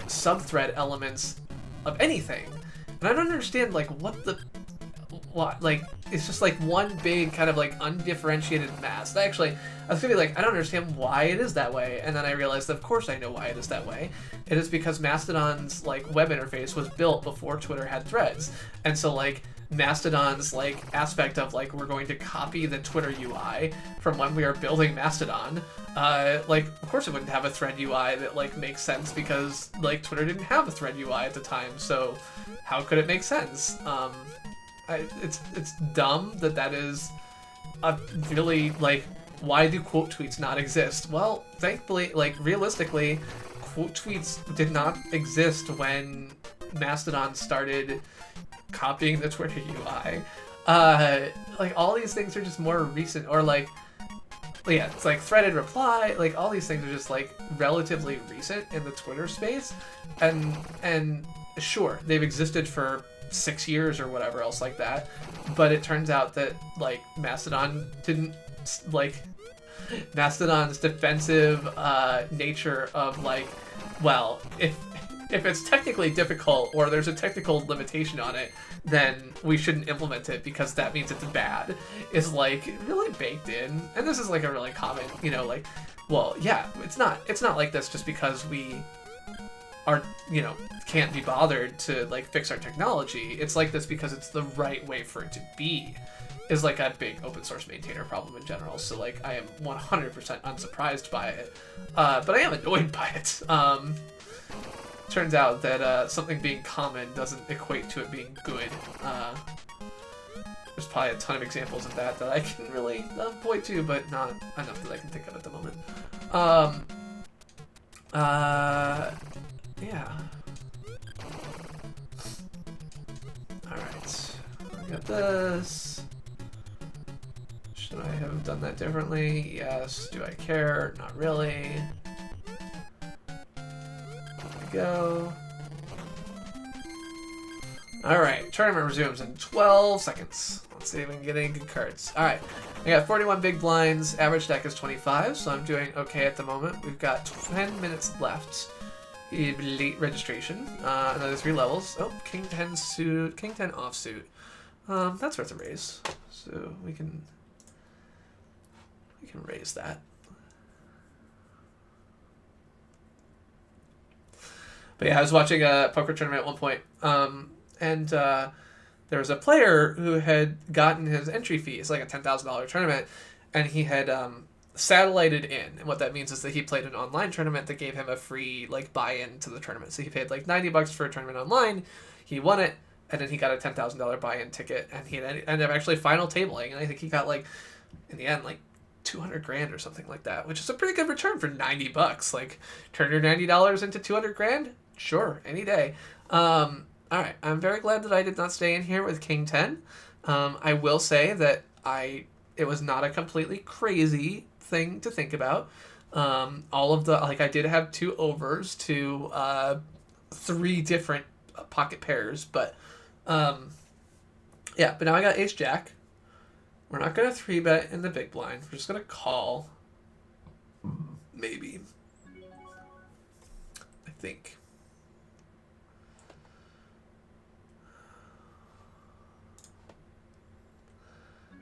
Alright, so now I've got top pair, a pretty good kicker. I feel like I'm good most of the time. If people bet, fair chance they're betting on flushes, flush draws. So I'm not scared of that. It could be I'm dead. I mean, ace-9 is not impossible. 6-9 is unlikely.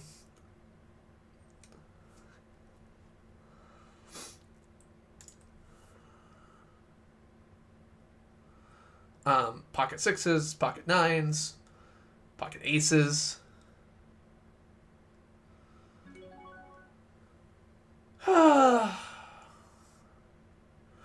One of them has to have something better than an ace. Yep. I was pretty dead.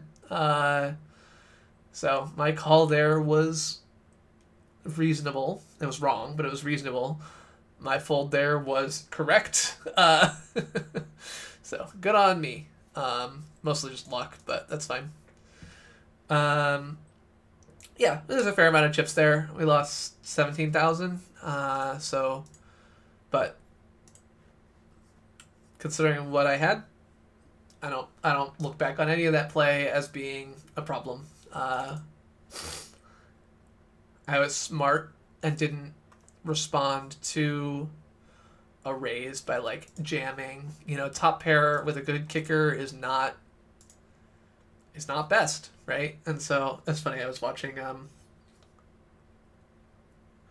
high stakes poker is like a cash game where they invite these like professional poker players, recreational poker players to come and play. Mr. Beast was on it at one point. Like, yeah. Oh, I haven't seen. See, when I'm streaming, I can't read my Mastodon things. Yeah.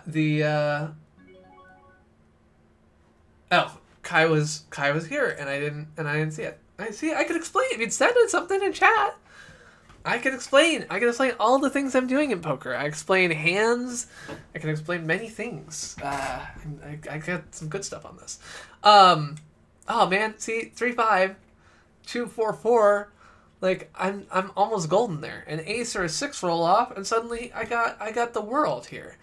Now granted, someone else could have a 4, in which case I don't have a whole lot of chance of winning there. I mean, I got 4 outs twice. Or 8 outs twice, so I've got, what's that, 8 times 4, 32% equity. It's not terrible. Probably a safe thing for me to call just about any bet.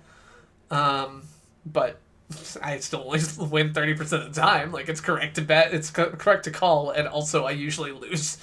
So... King versus Ace-7. I only got 3 kings on the board now, but there is a flush opportunity available.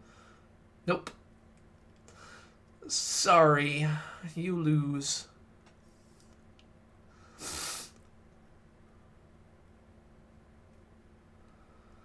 Alright, King 8 suited. Good hand. Not going to call a jam, but I will definitely raise.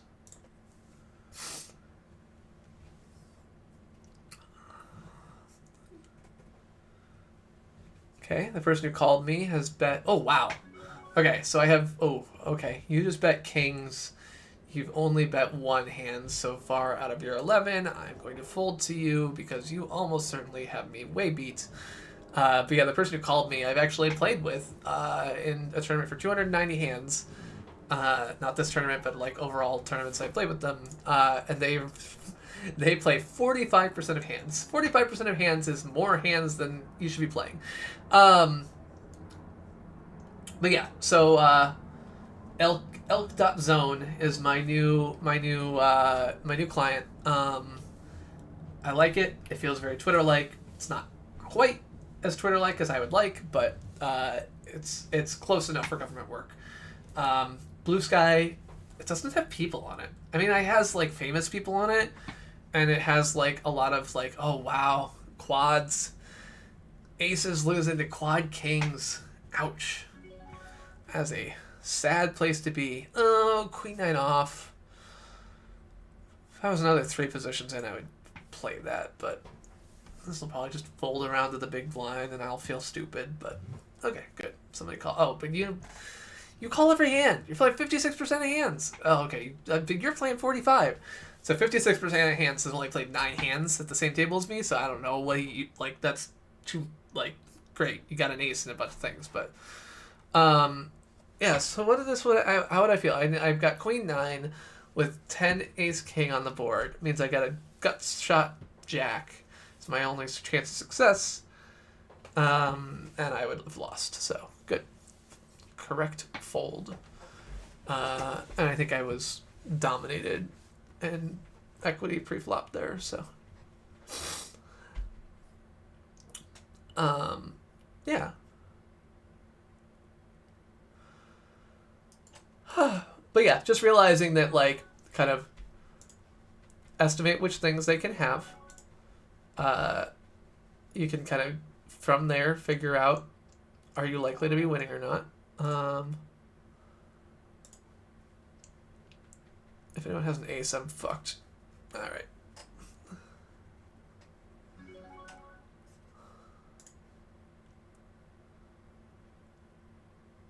Excellent. Rivered my 8. Out kicked the paired my 8 so that I had the better full house than his 2's full of 5s. Oh yeah. These are real people I'm playing. Real people I'm playing for real money. I mean, to the extent that you consider 50 cents real money, but if I play well, I can turn my 50 cents into, hold on, I got $7.97 at the moment. So that is what I'm playing for right now. But yeah, online poker is mostly super sketchy because you can't actually withdraw money in the U.S. legally. So that means that any business that is offered in most places, like New Jersey and like 3 other states, you can, but other than that, you can't. And what that means is that like any website that offers online poker to people who live in the U.S. is 100% like sort of hoping that they don't get regulated out of existence. And so like in this case, the way that they do that is by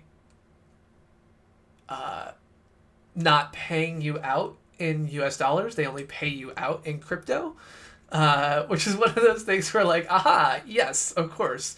Crypto, the tool used for fraud and crime. It's not great for that, but it's okay. Oh man, that sucks. Yeah. Roll away with Jack 10, see the other person has 6s, and be glad you have 2 overs, and have them immediately flop a set with another 6 on the board. That's unfortunate. Queen 2 suited. Nope, not playable. Not from this far out. Not anywhere, actually. Queen 2 maybe from the small blind. I don't know. What is poker? What does my chart say? All right, if you're in the small blind, raise first in. Yeah, Queen 2 suited. Yeah, okay. So we'll. Yeah, okay. So even from the button, you don't even play that in GTO land. So if we look at GTO status, you can see that the small blind calls with almost everything is how that works. And I have not found this to be the strategy that works best for me. And I think that this is because I hate letting things go when I have a piece of the flop. So me calling this many hands is terrible. If I call 55% of hands, I'm calling with a bunch of crap that I will fuck up as soon as I, play it. So that is not the strategy I use. I fold most things that this tells me to call. Ace Jack. You get a queen? No. Be nice to get the queen just so you get the straight, kind of insult to injury, but alrighty. 16th of 45 as we end late registration here. Probably a couple more people join at the last second. So total entrants for the tournament. 66. We've got 12 positions paid. Minimum cash is 99 cents. And late registration is almost over.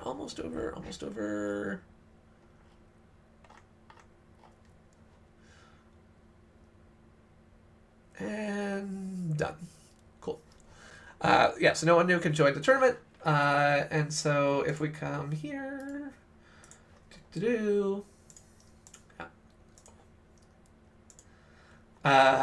so we can see here there are 66 entrants. There are 45 remaining. We've been running for 36 minutes. And this kind of shows the payout table. So at the top, I got $8.60. I can turn my 50 cents into $8.60. That would pay for all of my poker losses for the evening so far. I don't expect to come in first. That requires a fair bit of good play, which I can do okay, as well as a fair bit of luck. So never really plan on that, but it would be my goal to be in the money. I will probably, in this particular case, be just a little bit more conservative. I mean, it's 50 cents. Again, it's 50 cents. I've been playing for 27 hands already. Like yeah, we already played through. Like we've been playing for 20 minutes. Like I got my money's worth. It's not that big of a deal. But from a just from a perspective of, I don't know. Ace 5, you saw briefly, actually had more equity than Ace 9. That was because he had, in addition to the 5, an open-ended straight draw. So that means he could get any of 3 5s, any of 4 8s, or any of 4 3s. That means that he had a total of 8 plus 3, 11 cards. A quick like back of the napkin math is you can figure out, you take the number of cards you have, as there's 2 cards to go, you multiply it by 4. So he had 11 cards he could win with, and you multiply that by 4 and get 44. I think he had a little bit of extra there, probably because of flushes or something else like that, but rough estimate. That's a good way to count your equity. You kind of look at your outs to win and do that. Of course, that is really easy to do once they flipped over their cards and you know what they have. Is a lot harder to do if they haven't flipped their cards over yet, of course. So, yeah.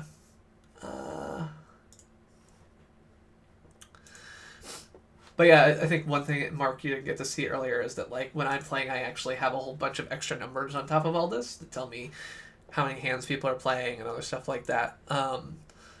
So I can see kind of how crazy people are being. The person on my right, for example, has actually not played a single hand of the 12 hands I've seen him. He's folded every one of them. Granted, I did that earlier today when I had 22 straight hands where I had no useful cards. Yeah, it's a thing.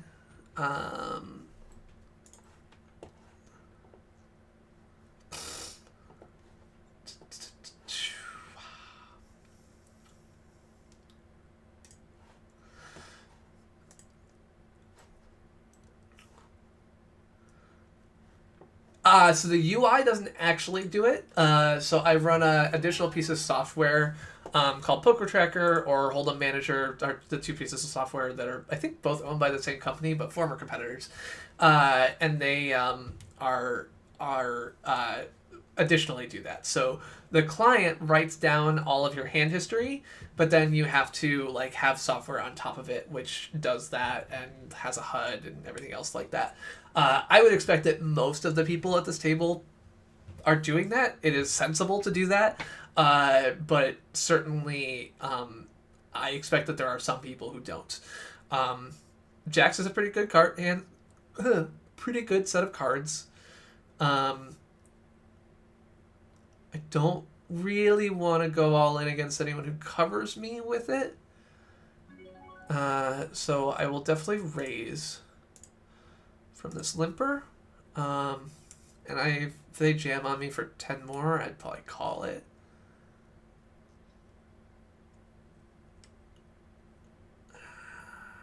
If both of them jam, probably not. Okay, you're just calling. That's fine. Alright, somebody's got a king.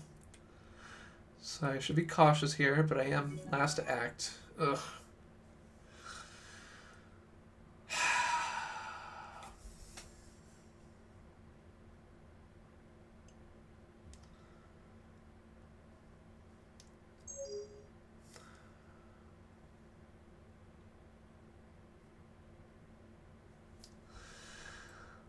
This is a nit move, but I'm going to let him get away with it if it's a bluff. I just don't think that, I mean, if he's got a king, I'm basically dead, right? Like, with, I need, at that point, probably nothing else really is a straight, anything else like that. Like, I basically have to get another jack. So I've got 2 cards, twice. I got like 10% equity if he's got a king. So definitely the only thing there that I'm beating is bluffs. An all-in bluff like that. You got no flush on the board, so he's not like trying to, do that. It could have been 6-8, right? 6-8 might play it that way. kind of weird to play it that way and bet, lead out. Like, that's the other thing. Like, leading out. The problem with leading out is that it often, like, it means you're either stone dead or, like, have the nuts. There's not, like, a lot of in between. So he could have had, like, a pair of kings, frankly. Could have had 5-7, maybe. Probably unlikely. 5-7's kind of hard to call a raise with. But most likely he had at least one king, possibly two. Or a king and a really good kicker, in which case I'm dead. And on the 15% chance that he was bluffing, congratulations, you won your bluff. Like, sucks that I put a bunch of money into the pot that has put me in a bad position to make it to the money in this tournament, but so it goes. That's the way that poker crumbles. Yeah, so we're 19th to 33. We got 21 places to in the money. Ace Queen, perfect hand, no problem with that. Jam or raise? I'm just gonna jam. If I get called, fine. But I don't really want to be in a position where someone outdraws me on this. Like, I don't know. That was probably the wrong play. The right play there is to just bet small. Like UTG, RFI, UTG plus 1, 2, yeah. Everything there is just call, and I never all in on that. So, that was a mistake. But,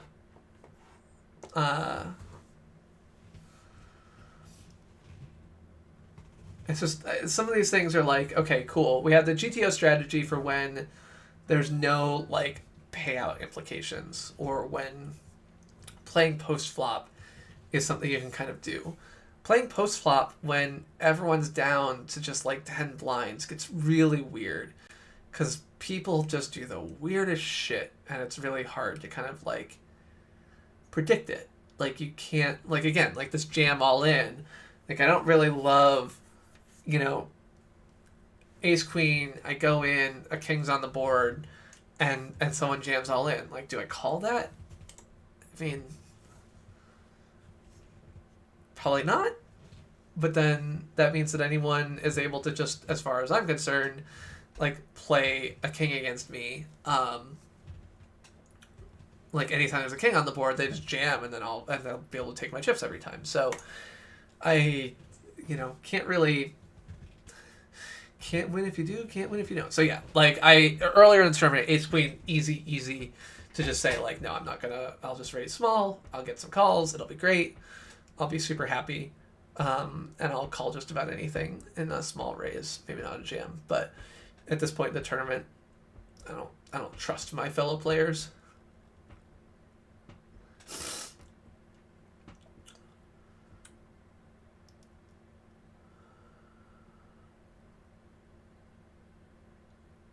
A7 picks up a 7 and wins.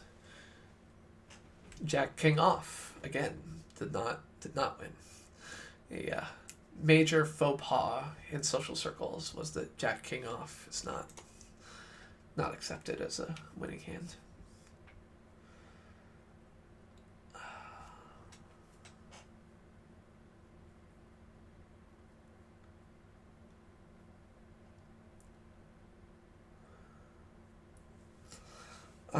Yeah. All right. We can go back to Wario's Woods for a bit while we're kind of got no cards.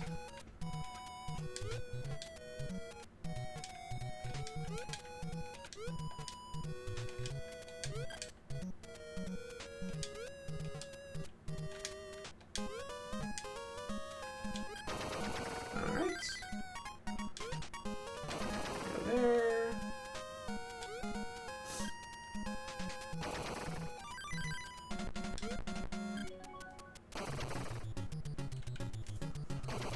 Alright.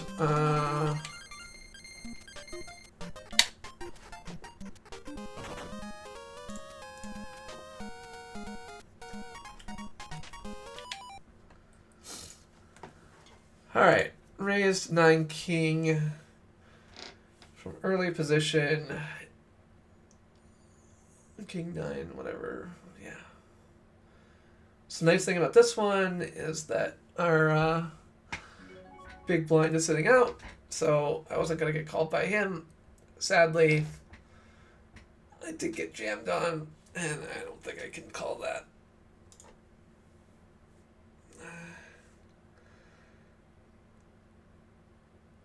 Oh, nice. Have fun. I have not watched the Mario movie yet. Alright, ace 9. I'm just jamming. If I get called, I get called. So be it.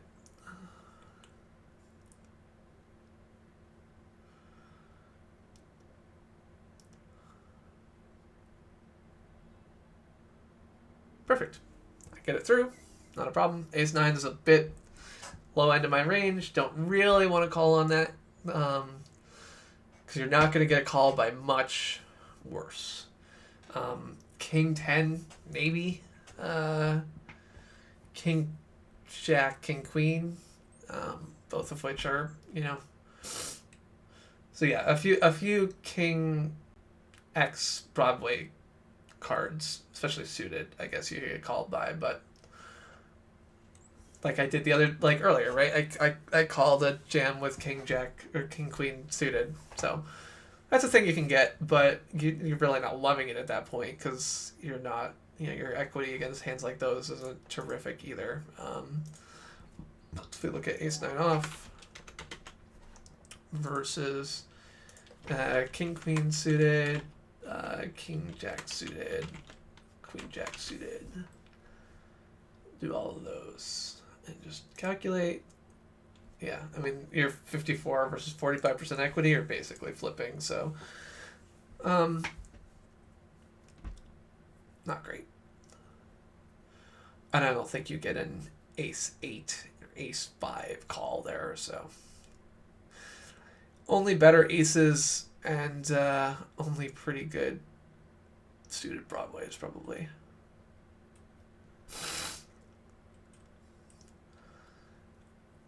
Alrighty. So if I just double up again, I'll be right at the average stack size. And this is actually a case where, like, probably I've got 10 big blinds. Like, it's right on the edge of if I just fold a bunch, I get to the money, right? Like, you know, something like pretty much every hand, there's going to be somebody, there's like 3 tables running at the moment. So there's 23 people left. There are 8, 7, and 7 people at the tables. We're going to lose people most times. Ace 10's good. It's not terrific, but it's going to be hard to let this go.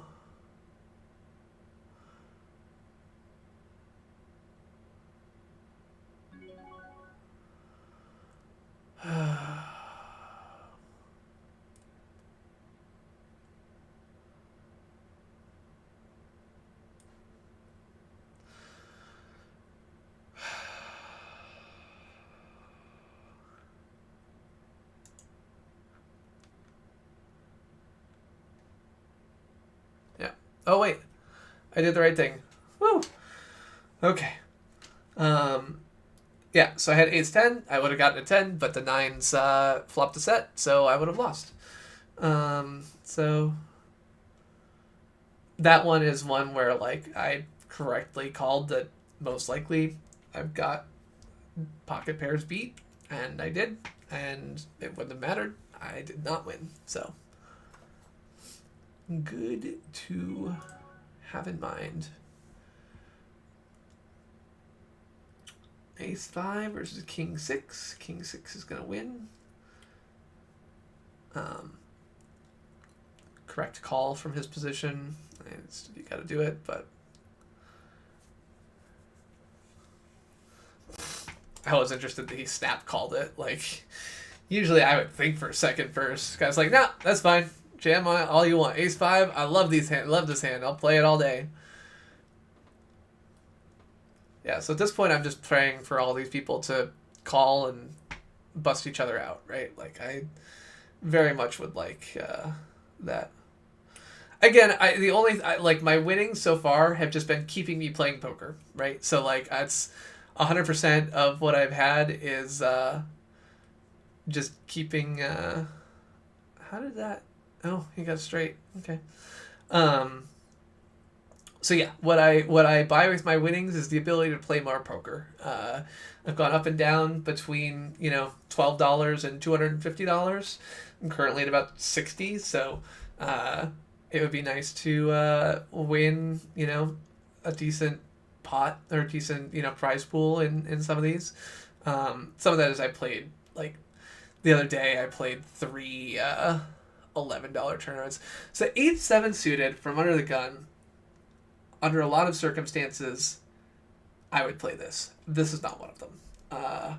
I can't do anything with it post-flop. I really, like, at 7 big blinds, I basically have to all-in or fold. And I'm not going to all-in with 8-7 suited. That's just gross.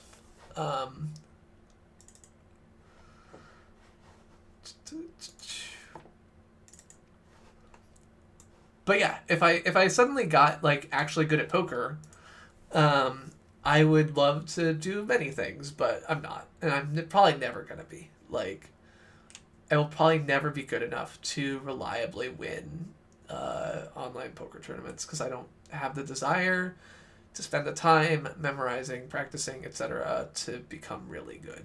So. On another table, we've got 8s up against Ace-5.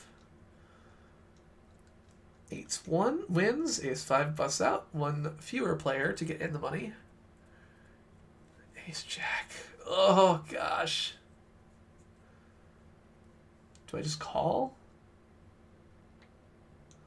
Do I even call? Ace-Jack is pretty good. But also, if I go all in and I lose, then I can't get to the money. I think I just fold. I hate it.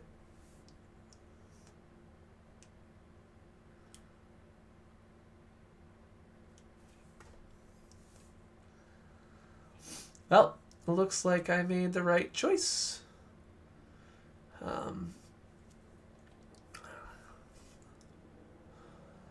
So this is the part of tournaments that gets a little bit like, I was talking about like GTO, right? Like computers playing computer poker against each other. How would they behave?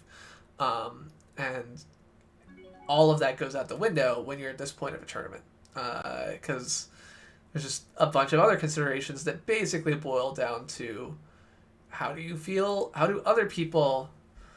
8-3 is fine. I'm not jamming 8-3. Amusingly, on the other table, King A3 just rolled off on the flop. So, if I had their table, I'd be really kicking myself for not jamming with 8-3. But turns out I'm on this table. And also, I wouldn't be kicking myself that hard because it was the right choice.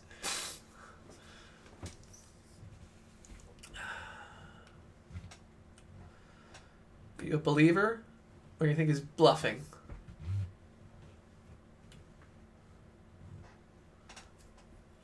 I was gonna say, oh yeah, okay. I was gonna say I think he has a jack, but he had queens. So ace king, happy to call. Top pair, top kicker. You lose to king jack, but that's just the way it is.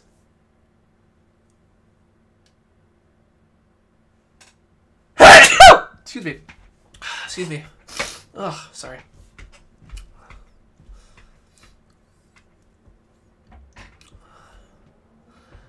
Four more places to get into the money.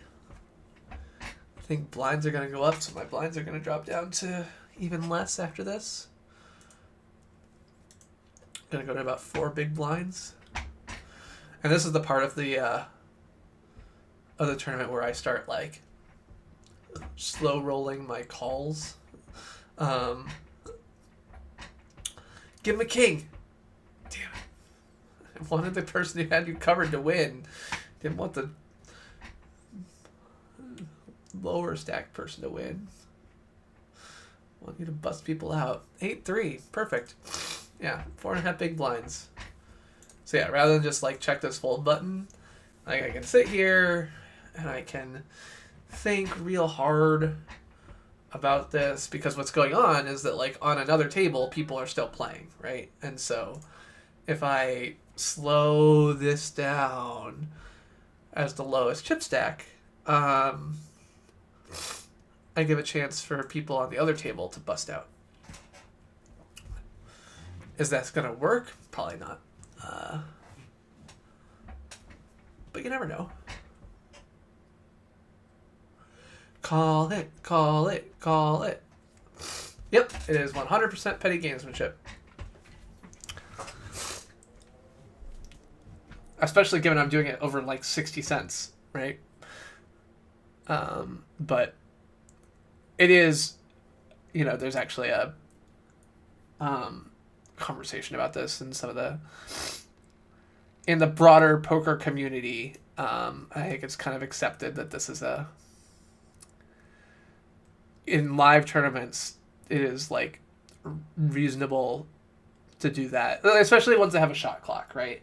So like some tournaments, there's no shot clock and you can kind of just like hang around for entirely too long, and that would be impolite and people can call the clock on you and other stuff like that. But in tournaments with a shot clock where you've got 30 seconds to act or whatever, which is obviously what the online version does, the agreement is kind of like, yeah, if you want to wait your 30 seconds out each time when you're close to the bubble, like it makes sense. Now, granted, I will also say we're not that close. Like 4 more people have to bust out. I think it's possible, right? You get aces and kings or whatever else like that, and you'll get an all-in pre-flop, but not a lot of chance of that. I think I jammed this. Not going to get anywhere without trying. Somebody's going to call me. I'll probably lose.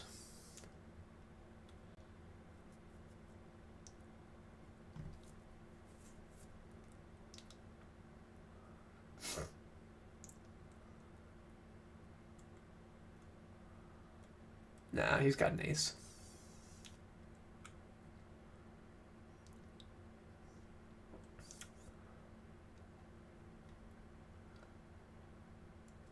All right. That'll happen sometimes. So, yeah, I'll take it.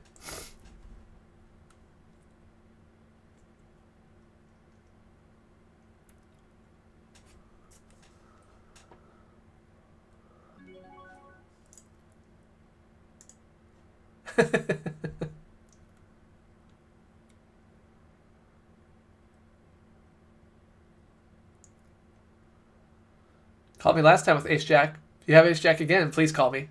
Let's see what we got this time. Ah! That is better than Ace Jack.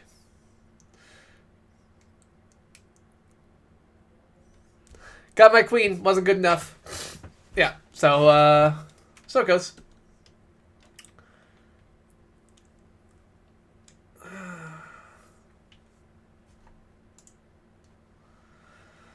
All right, so that is it for me tonight.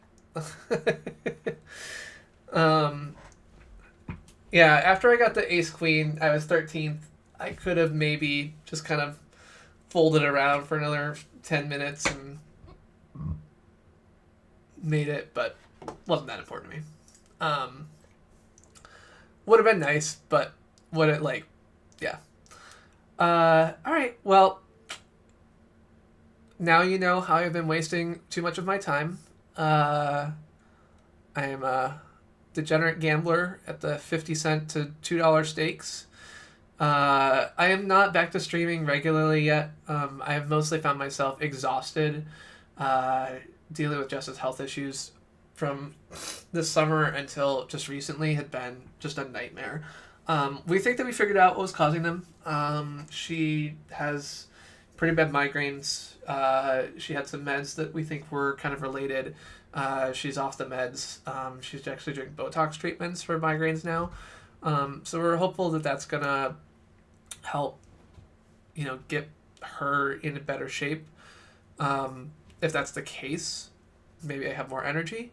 I've also got a lot of stuff going on with Alphabet Workers Union at the moment. We're finalizing some kind of like logistical transition that's been extremely painful.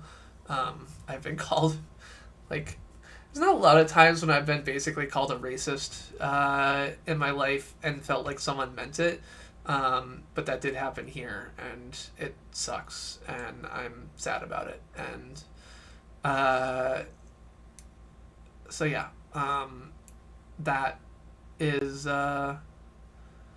hopefully coming to a middle. We're gonna have to do some more transition work, but so maybe if all those things kind of clear up, I have a little bit more energy, and I stream occasionally, but certainly not a regular schedule. Certainly not anything else like that. I mean, biggest thing is that Jess and I have really not had a lot of good time together, and I'm looking forward to having some more good time with her. Amusingly, I'm sitting here and I'm also looking over here at the tournament lobbies and being like, which tournament do I want to get in as I like go climb into bed, which is a really dumb thing. Like, it's 1:30 in the morning. I should just go to sleep, but I'm not going to. Like, I'm gonna go play this like $300 PKO tournament, which, you know, it'll go. Like, it's got an hour left in late reg. I will probably be out. Yeah, maybe I'll make it in through late reg before I do whatever. But yeah. But yeah, so not regular streaming, but maybe at some point. And yeah, thank you all for being here. I appreciate it. And it definitely was nice to be able to kind of like talk about a thing I'm learning about and passionate about at the moment. And I'm sure I'll catch some of you in other streams. And yeah, no, I think I got eye drops and it's much better. I do still have itchiness, so I'm going to have to put in more eye drops after this. But it was so much better. It was just so painful for a while. And now it's like, okay. Like, now it's just like, I feel it, but it's not bad. So thankfully it was not contagious. It's allergic conjunctivitis or whatever. So that's not a problem, at least. Yeah, cool. All right, that's enough. Have a good night. I'll catch you later. Bye.